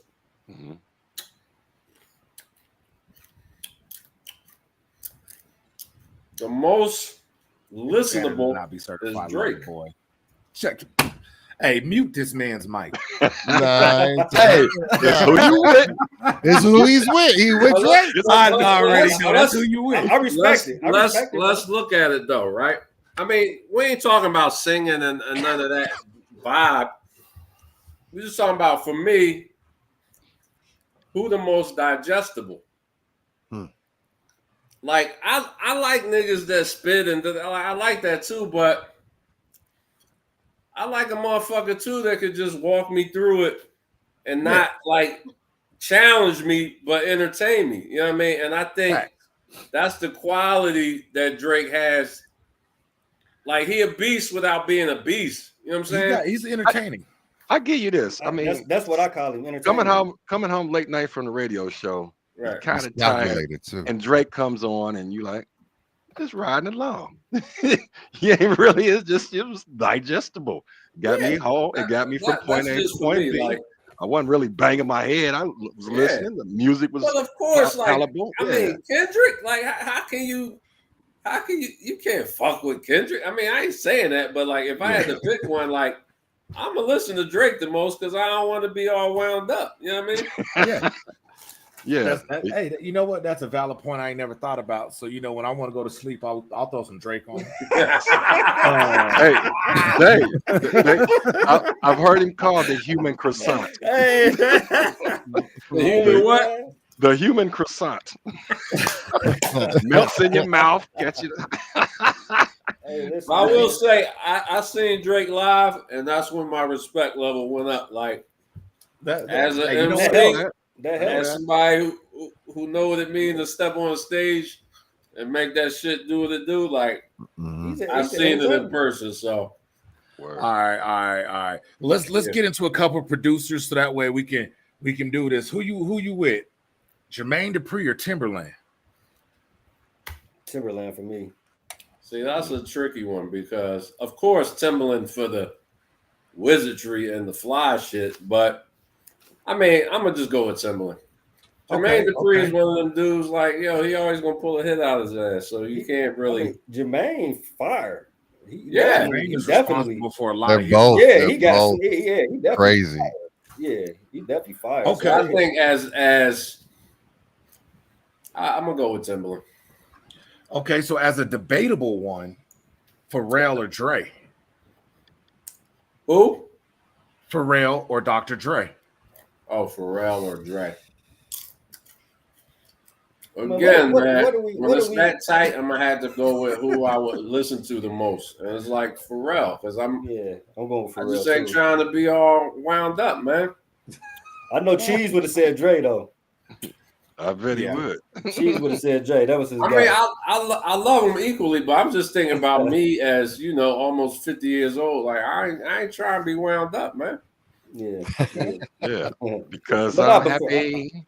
But you know what? And so I can say the same thing about Pharrell and Timberland. These are why these guys are my favorite. They actually in my top 5. Both of them, Pharrell and Timberland. Yeah. Because for one, when they came out, they were trailblazers. People mimicked their style. Yeah. Very unique. The Net 2 sounds crazy. They changed the sound for when they came out. Triton, yeah. They changed the sound when they came out. Man. You had to adjust to them. When that Missy and Timberland and the Magoo, like all of that stuff came out, because everything was like the way as a DJ, even I had to learn to mix like because it wasn't the straight 4, right? And everything was jungle rhythms. Right. So you had to really catch pocket and be and make sure that is this not cluttered? Right? We're on, like we're in it, so just roll with it. Good point. Good point. Yeah. You got one more, Weez? Yeah, that's a good one. And who you with as a beat maker? Now, this is strictly as a beat maker. The Alchemist or Kanye? That's crazy. I like that question. I like that. That's crazy. Oh my God. Oh man. No, I think I get a little bit more out of Kanye than I do out of Alchemist. Alchemist got Production wise, Kanye gonna give you a great production. Like he gonna follow through on so many different levels. Like But as far as like them beats, like just the slappers, like some stuff you might want to just rap to. Yeah, Alchemist, man, he make people that don't rap want to rap. My mood would determine that answer. It could change, but my mood would determine which one I would pick on that one. Yeah. But you think about like the generation because just with Alchemist being someone that's more current, right? Kanye, where some will argue that they like the older Kanye compared to the newer Kanye sound, right?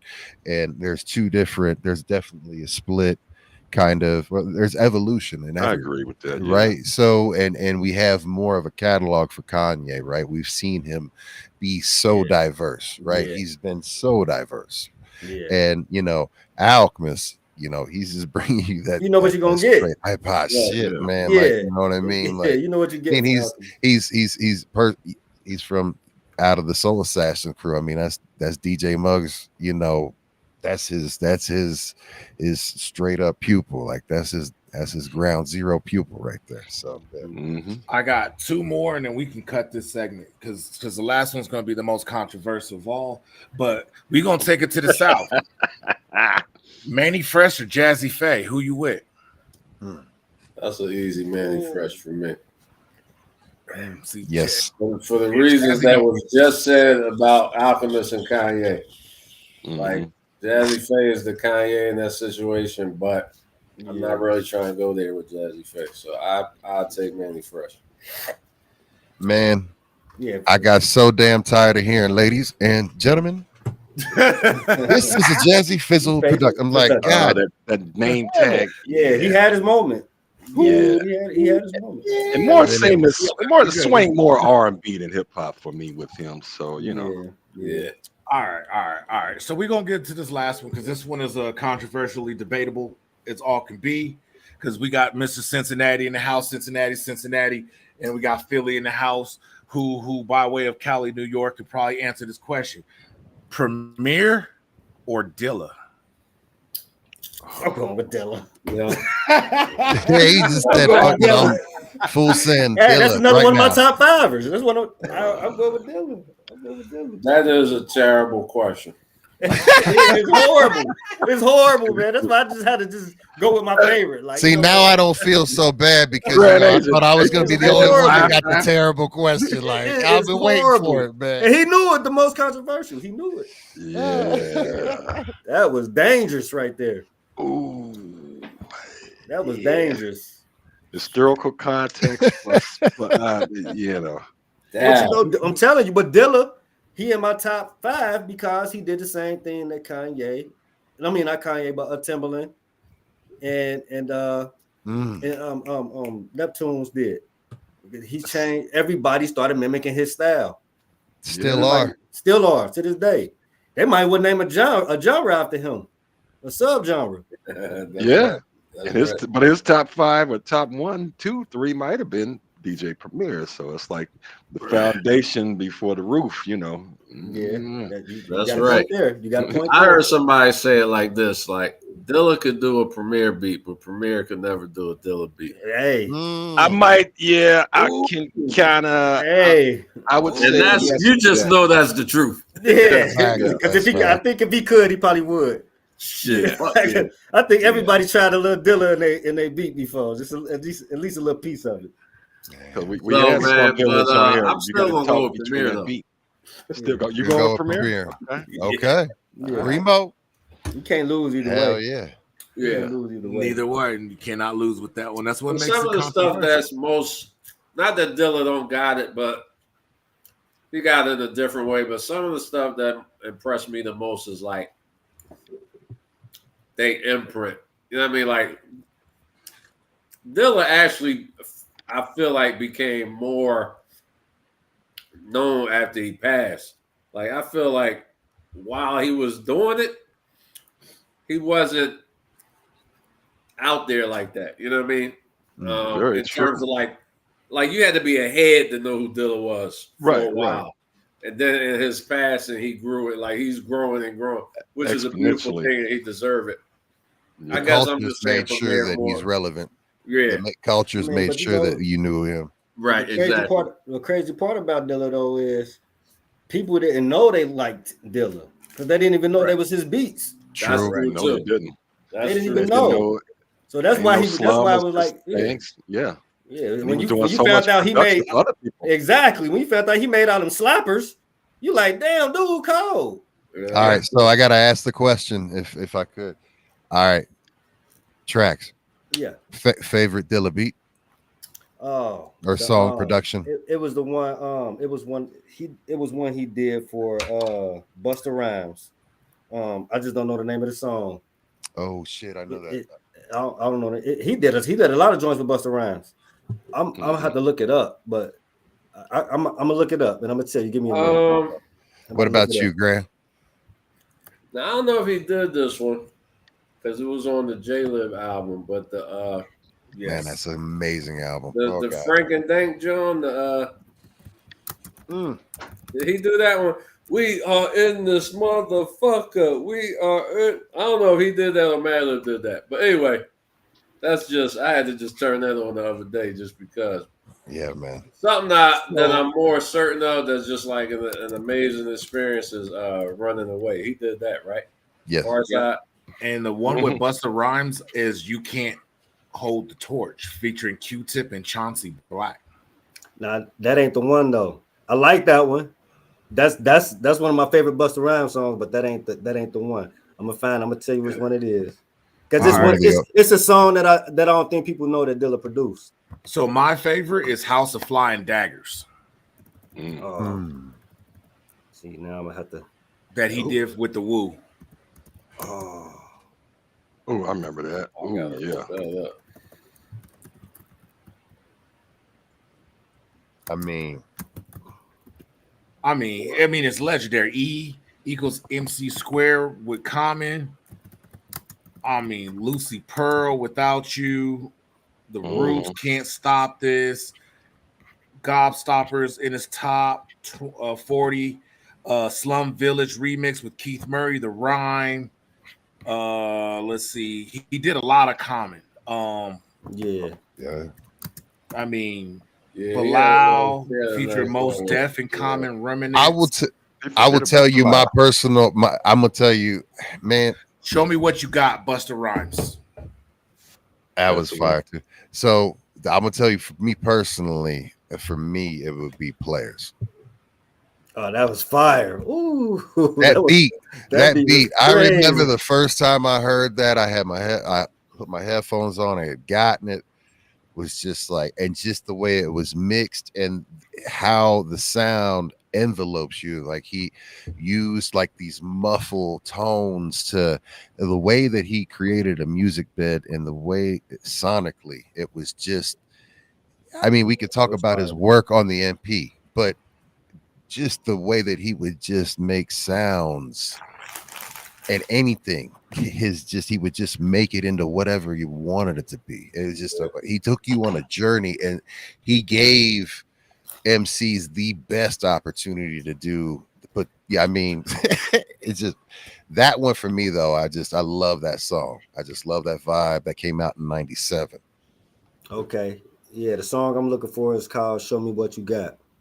It was on Busta Rhymes. I remember that one too. Yeah. The Anarchy. Yep, that was a good album. Yeah, and it's just one of my favorite sentimental Dilla joints. It ain't one of his most elaborate joints, but that's one of my favorite joints.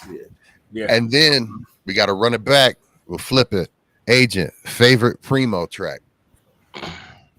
Dang, one track. Your favorite, just if you think about it, like that's what's is the one. Can't think of one for me. No, one favorite. What's the one that stands out? Well, I'm gonna say this.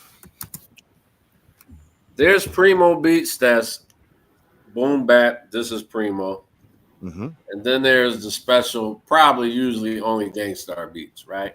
Yeah, they always have something that's not just a standard. So I'm gonna say,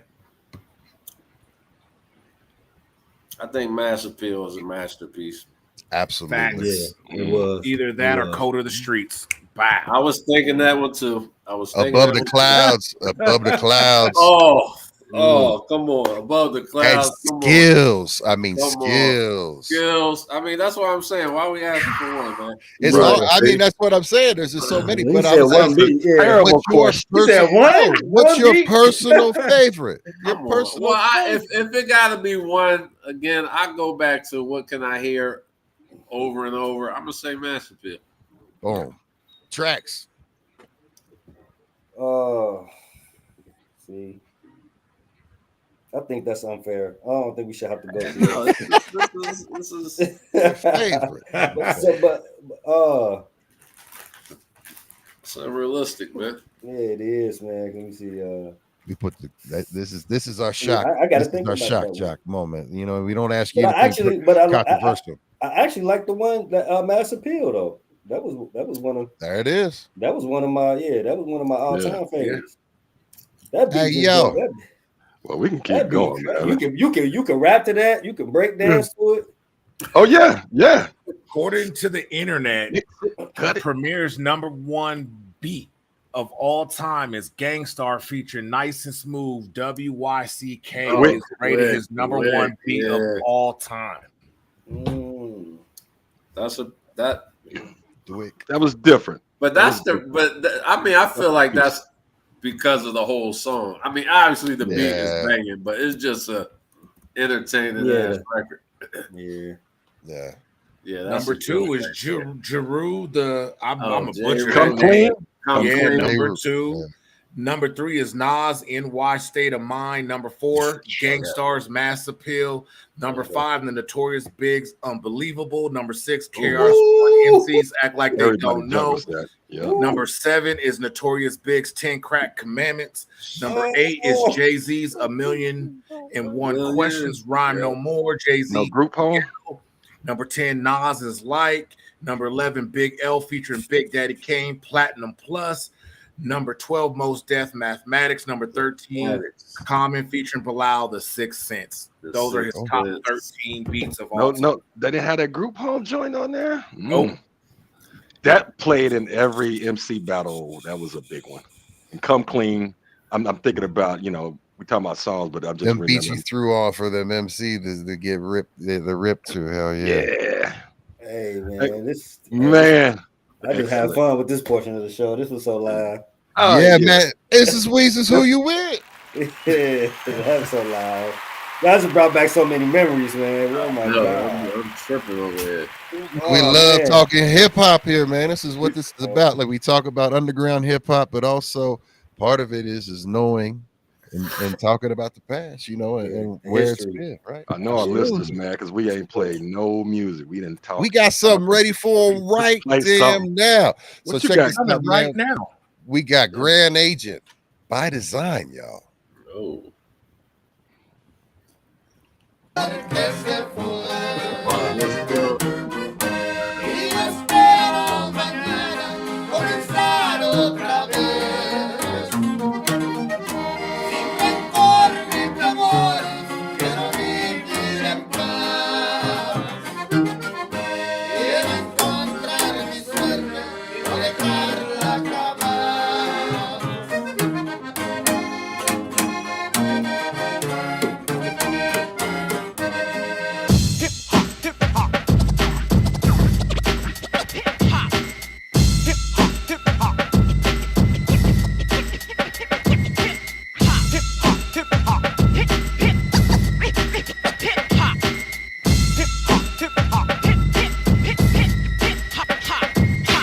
Formidable cause for your all you bet. I rhyme like fine print that you never regret. Personify the grand rhyme sayer on stage. The page is like a view of the angels from the Brea. Breathtaking, the patron saint of the flow. I catapult my cult following into the know. And now they know, never pause the cassette. I rhyme bliss like reminiscing. Have a listen. They say it started in the Bronx. Nah, it starts in the heart. And where the heart goes, flow like design. What the mind finds, wine. They say it started in the Bronx. Nah, it starts in the heart. And where the heart goes, flow by design. What the mind finds, wine. Introduce it in your ear for your final. How could I fall off? Boy, I helped pioneer the primal. Screams of team, paraphrase, fiends and heat. No minds they be like when I grab a mic near the beat. I'm on some whole other engineering. Reinforced still notions, so emotions, no interfering. Grand Rome like the Peace Pilgrim. Dope enough for a diva, but designed to teach children how to see clean through a flesh suit. Reap the bomb calm and come up on the best loot. I get endorsed to appear in the dreams of the little gods at odds with self-esteem. Illustrate the whole weight of what they kidding with. Minds with the might of Fortune 500 litigants and live niggas respected. How me and the ghost toast rappers of a lesser record. Check it. They say it started in the Bronx. Nah, it starts in the heart. And where the heart goes, flow like design. What the mind finds, wine. They say it started in the Bronx. Nah, it starts in the heart. And where the heart goes, flow by design. What the mind finds, wine.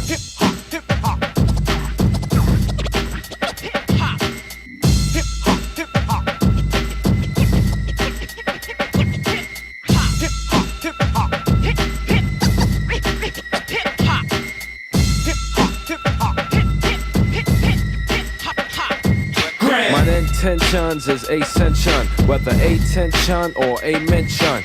An honorable one is all I want. I'm a dime by law, so you find no flaw. Far beyond the dreams, I one-to-one. If I must in the face of any champion. Formidable cause for your all you bet. I rhyme like fine print that you never regret.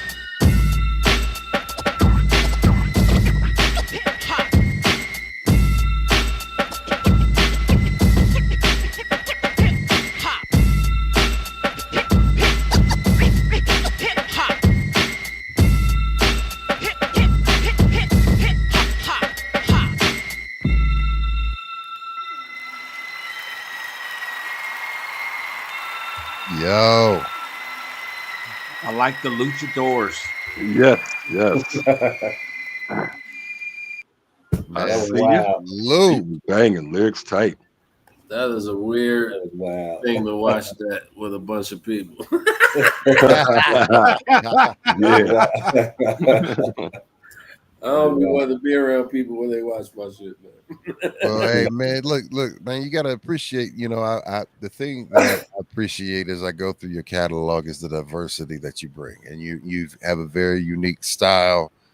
But that beat, the thing that I love about that beat is I heard, that drum loop that everybody used for erotic, but like the way you deconstructed it, like the kit that you used was it's a classic hip hop kit.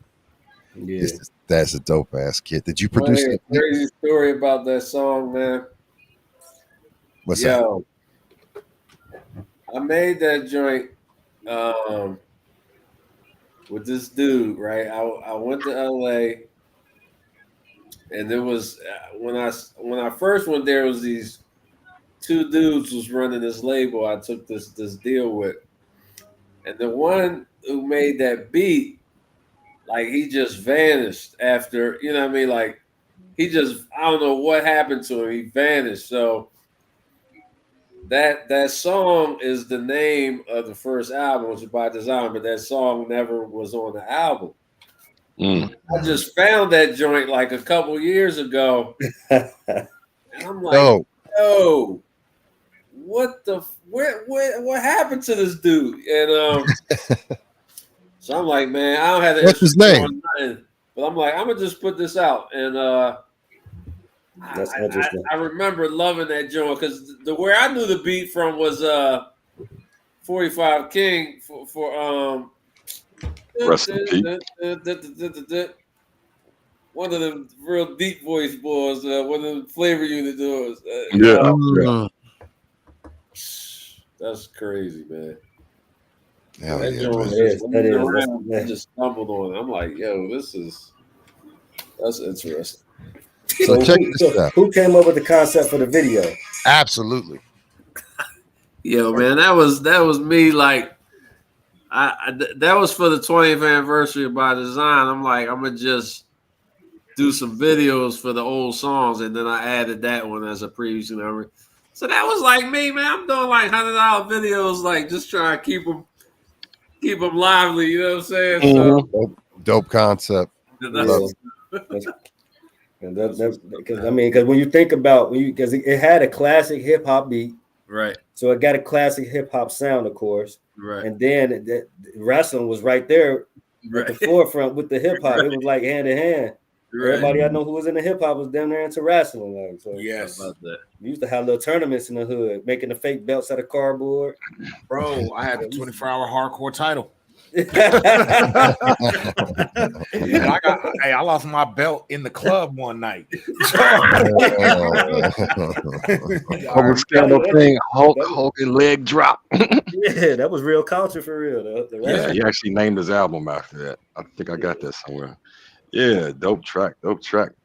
Got something else for us, Grand Agent? Well, what I was gonna do is gonna flip it. We were gonna do it's a beat battle, right? So we have so here is so there's Jan Lee is a former. That's Young BBOYS. Young Li. Yep. Yeah, Young. He was on your show. Yeah, absolutely. I don't know why the hell my bad. It's of course young old nigga. That's what he young.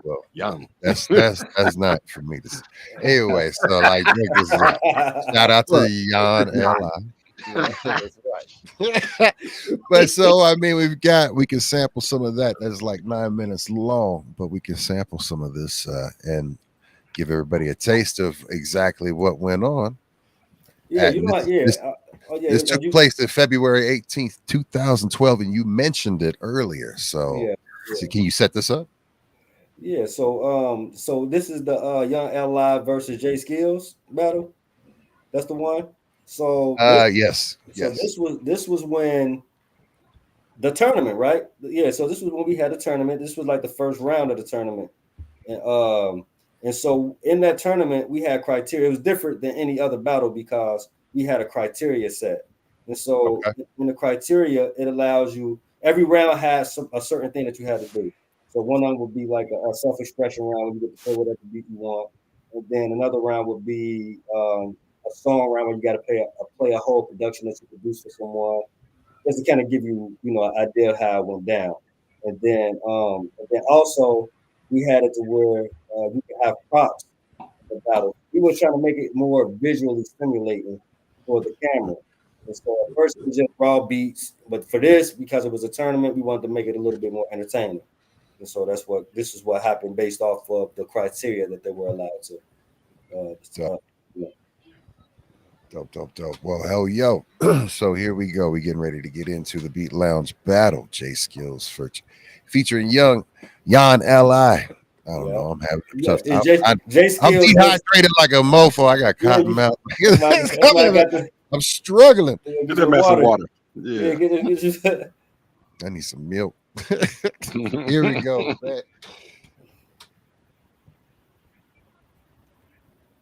Lounge beat back.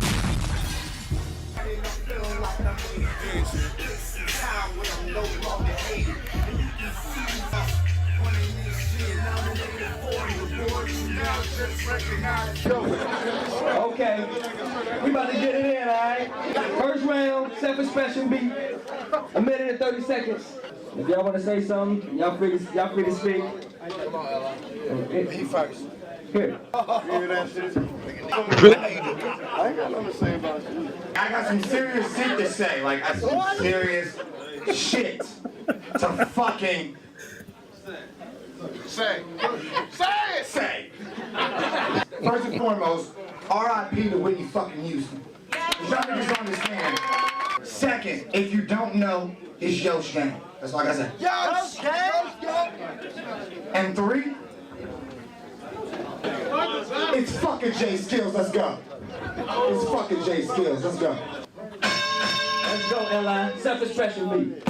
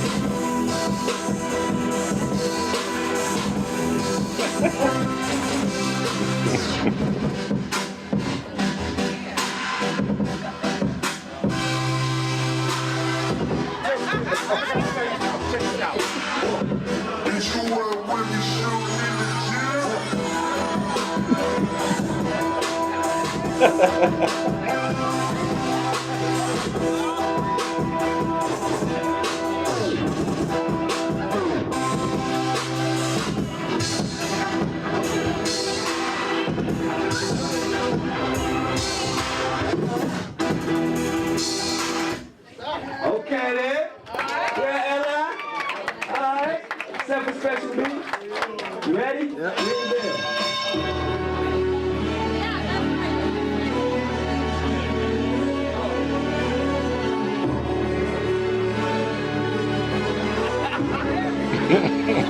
Mad serious. Competition. Let Mortal Kombat begin.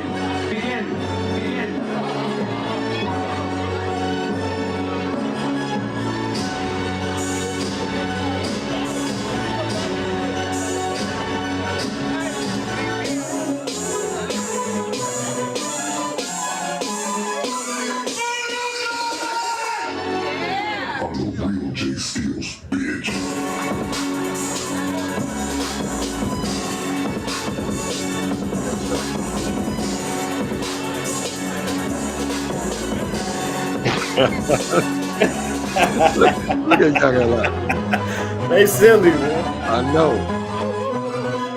Lavish is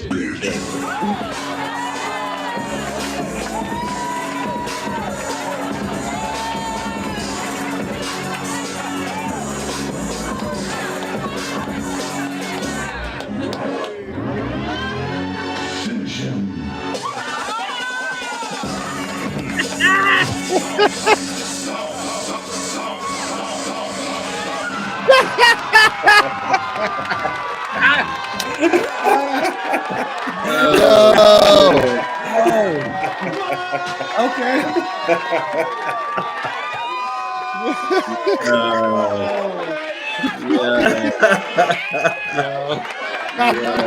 Yo, I'm gonna leave it right there, man. Like, yo.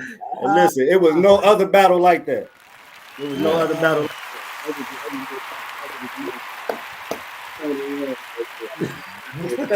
Gets real theatric, and when Lavish pulled out the card, Acme bag. He pulled out an Acme bag with a bunch of materials in it. He laid out the carpet incense on the stage. Got an Indian style, lit some incense, and had the little finger tambourines, like ding ding, like he was meditating. And the funny thing was his beat wasn't super dope, but the vibe he set was like it was crazy. Oh So this is like this is the new way they battle. You know, it's just getting more intimate, going against each other, and and the beats, both beats was cold. Hey, man. I love it when you've got folks doing it live now, like, and you even have folks doing it live there too. But when you see actual people like doing finger drum, hitting them, it's like, man, that's a whole nother. I'm in amazement of that. That's a different battle. I love that's my guilty pleasure right there. It's like, man, because I respect that. Yeah, that's for them MPC machine heads. I seen one first time I seen one do that was like in '98. He was sitting there playing the whole thing. He's like, man, let me check your SPL. I made my beat, went over there and started mixing. This dude was over there. I said, what? I said, I don't use mine like that. I said, you're gonna tear my shit up. Chris was like, you better stop fucking up my shit, young man. You gonna tear my shit up? Like, yo, man, you fucking up my shit. I said, man, I ain't supposed to take that much pressure.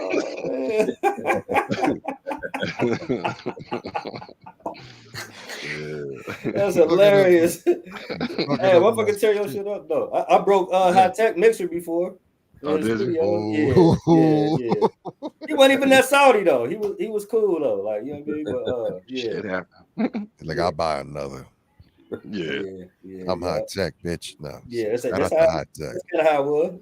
But at the time, he was just getting started though. He was working with Mood. Oh, okay. Yeah. That's back in that's the 95-ish, 95, 96, yeah. 97, around that time. Yeah. Cincinnati royalty. You got it. You know what I'm saying? Yeah, we gotta absolutely, We supposed to have Dante eventually. So the mood. He's gonna get in there and talk about that and Space Invaders. So that was a very dope album come out of Cincinnati. Yeah, Dante was definitely one of the he was with the battle rap. Mm-hmm. Absolutely. Battle rap scene. Wanna battle, yeah. Yeah, man. I like they movement back in the day. You know what I mean? Crunch, all of them. Yeah, I thought they had a dope movement back then. Skillet.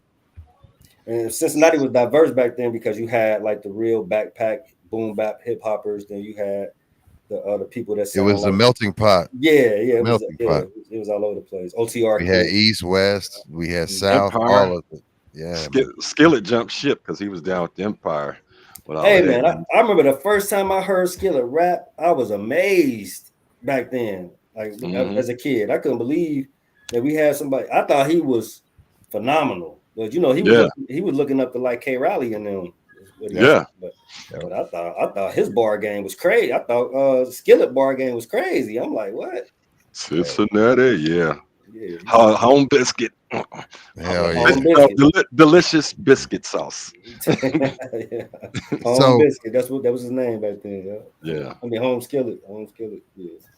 I got another one ready. We got Grand Agent Whatever featuring Culture Freedom. You got anything to set this up? Oh man, you pulling out some weird joints, man. Well, let's set that up. This is Culture Freedom from Poor Rice. I'm giving people a taste of your. Yeah, I feel you. If you got a recommendation, I will throw that on too. Yeah, I would like to hear the recommendation too. All right. Well, we'll do it after this or the next time. Here we go. So here we go. Culture Freedom, Poor Righteous Teachers. I mean, people should know. Wise, intelligent. one of the greatest of all time. And these dudes, they from Trenton, New Jersey, which is about very close to Philly, about half an hour from here. And they was early influencers. I was in a group before called Name. They took us on the road, put us under their wing a little bit. So that's how that relationship developed with PRT. And a couple years ago, I was in pretty regular contact with Culture. And he just like, yo, jump on this joint. And then he did this little video. So, it's just one of them things, man. Well, here it is, man.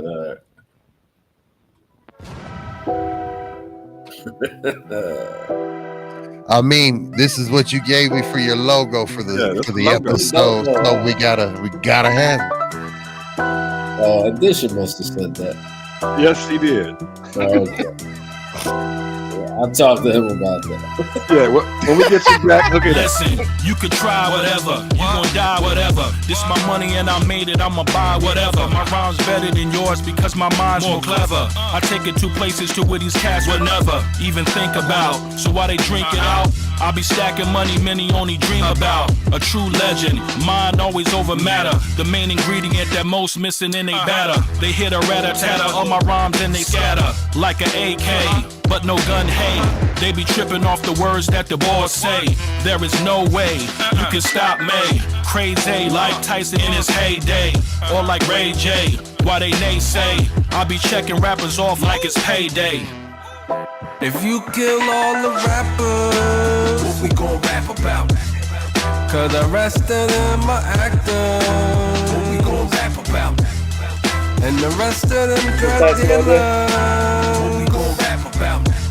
ain't gon' do no good to kill us. If you kill us, What we gon' rap about? Right. That's fire. That's dope. I like this.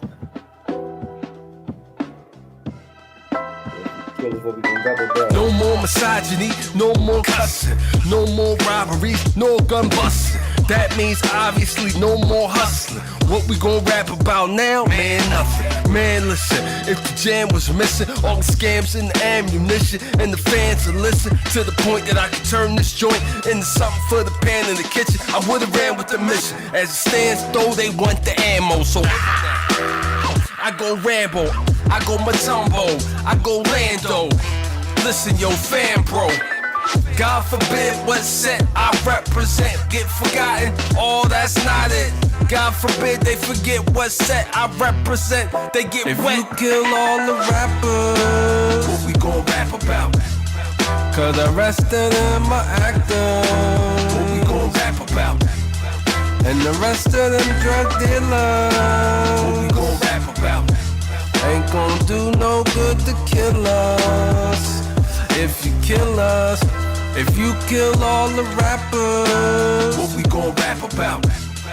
cause the rest of them are actors, What we gon' rap about? and the rest of them drug What we dealers, gon' rap about? ain't gon' do no good to kill us. If you kill us, What we gon' rap about? Oh, that's dope. That's fire. And I'm a big fan of the Tyson's Mysteries. I actually watched both series of that little corny shit. It was funny as hell, though. Yeah, just using him for that. That pick point. That beat was slapping. That's Culture Freedom. Culture Freedom produced that. Yeah, He did the video. That's all. He had fun with the video. I like that though. I like that whole concept. That was. I enjoyed that. It was fun to watch. That's what's up. And then the song was super dope. I like the message. That's what's up. Yeah. Yeah, it's super dope. Yeah. I said, all right. Yeah. Threw Tyson off of that bitch.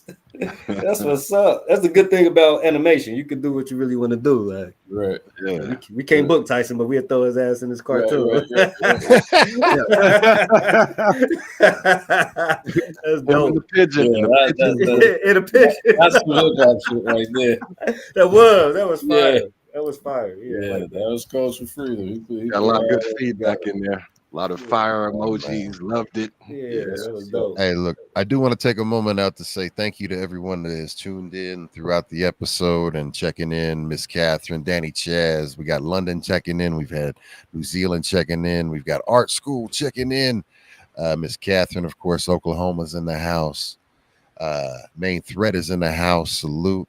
Of course, we had little JJ Pete Cade was in here. Yep. Of course, Birdie. Shout out Richie D. Salute Mad Ways and Herbs One was in the house. Canada Law Beats in the house. Much love to everyone tuning in, checking this out live right now on YouTube, Twitch, and Facebook, and as well as playing it back on YouTube. So make sure that you check in. Open up all the tabs, share it out. We are B-Boys Underground. We do this every single Wednesday, 9 p.m. Eastern, 8 p.m. Central, 7 p.m. Mountain, and 6 p.m. Pacific live Wednesdays. And then also when we have additional guests, we're doing pop-ups, and then also coming, we've got the we are in production right now for the first B-Boys Underground video show. We're starting out at least once every Friday a month. We're gonna be doing underground hip-hop videos curated by us for you. Well, we're gonna play that one again for That's gonna be sure. live. Yeah. So what we want to do is bring back that concept of, we're gonna have some commentary on it, but the show is like a classic old school video show, programmed by our guests, programmed by our audience. We have a Discord server where you can submit. Yes, you can put your content in and also have it played live on the air. And we're going to actually feature a lot of the content that gets into the Discord. We'll make the video show. There we go. So, hey, Ghost, hold on. How you got the perfect voice though for this? How you got the perfect, the perfect comment? He got the perfect voice, like. So I will tell you, I've got to give props to actually someone that Cheese and I had in common. He had someone teach him at West High that was my mentor. Okay. So if you ever heard of Maurice Smith, he did all of the sound at West High, right? And he taught me how to do sound engineering, live sound engineering, and he had saw my passion, and with him being the one, he was the mentor that actually got me into the world of making it possible for me to tour doing sound, DJ, in front of 3,000 to 4,000 people at a so he's all these things, and he was the one that taught me broadcast. He taught broadcasting, he taught all of those things, and he took everything very serious. And I had to do commercials and all of those things. It just became one of those things. So, but I have to give everything and all props to him. I mean, I had the love for music, and he recognized that and gave me the ability to do it. And he helped Cheese out a lot, and me and Cheese, we would always see each other because we were always together as far as that goes. So that was kind of one of my first introductions to Cheese. So it was. So but salute to him. That's my mentor. That's my man. Yeah, thanks for sharing. Thanks for sharing the history, bro. Appreciate that. Absolutely. But hey, I gotta say, I really appreciate both of you brothers coming on and coming onto our platform. We are trying to be basically a situation where we can be a conduit to connect underground hip hop communities all across the globe and unite them and give us, because everybody has their own scene and their own community, but to be able to be a platform to bring together true hip hop culture, underground hip hop is still alive, and there's still so much dope content out there that it's not getting pushed out to the masses, especially since everybody's been laid off in the music industry that's creative. Mm-hmm. So, it's now more than ever, an opportunity for artists to link together, collab, and we want to be that conduit and that platform for everyone to come together and feel together, and be able to continue to push hip hop forward. Music you just wouldn't hear every other place. I mean, that's always been a staple of B-Boys Underground, to play the joints or play the artists that they old, they ain't doing nothing. Yes, they are. They still putting out great music, Yeah, we great said, content. They still rocking shows, making their money. We're gonna keep mhm. playing it. We play the new stuff too as well, but mainly focus on that underground hip hop. Keep that Yeah. alive. hmm I like it. Yes. I'm loving that. That is beautiful. Appreciate it. We Yeah, appreciate you. yeah. And thank you so much for the impact that each and every single one of y'all make it in your communities, Yeah. and the focus that you're doing. Philly Truth. And that's just so amazing, because now more than ever, need more Absolutely. positivity, Absolutely. need more positivity, need more positive direction. And you guys are doing this. So Beats and not beat downs. We got Philly Truth. Beats and not beat downs. Nah, well, I appreciate it. You know what I mean? It's been a very, very, very good conversation and just good vibes. So I just want to make sure. I don't know how we do it. I just want to review. So, Trax, you in Cincinnati. Yes, sir. Ghost, where you at? Denver. And everybody else in Cincinnati. Oh, No. Big Weeze. Big We Weezy. Denver with me. Oh, so we got. I'm two of them originally in from Cincinnati. I'm originally from Cincinnati. I'm out Okay. here now. And Weeze, I'm with where are Big- you from? You from Denver? Yeah, so I represent the Mile High State. I'm from Vegas, but Colorado raised me. Yeah. Yeah, I'm here in the Box State, hence why I'm the Box State bully, the barbarian himself. Yeah. And all those ones that are still listening, I still got that $1,000 bar challenge. If you think you can go bar for bar with me, put up 1,000 and see who got it. Ooh. I like that. That's what's up. I want to give me the date on that when that's happening. There's only been What happened live on air? I want to make sure I get That everybody challenge. info and all that before. You know what I mean? Yeah. That challenge has been standing for 20 years and only one person has ever taken it. 20 years. Damn. I'm gonna do some research. 1,000? Hey, that's crazy. Hey, this ain't no pre-written. Danny, we could do it live. Let's go. Hey, there's No pre-written. This on the spot. You pull up. You go bar for bar with me until you can't bar no more. There we go. For sure. 100 bars and running. Woo. Yeah. And then we'll see who you with. Oh, one. Yeah, for real. That'll be for real. Who you with? That's Weeze's real. Who you with? $1,000. Who you with? I'm with it anytime, any day. Let's go on spot. Go bar for bar with me. If you keep It's up, the big. you don't It's tap the. out, it's it. It's the big Weeze's $1,000. Who you with? There we go. Pyramid. With that being said, man, damn it, this has been an amazing episode, and I want to say, gentlemen, again, I truly appreciate you. Make sure that we let everybody know where they can follow you and how to stay up to date and support. So we'll go first.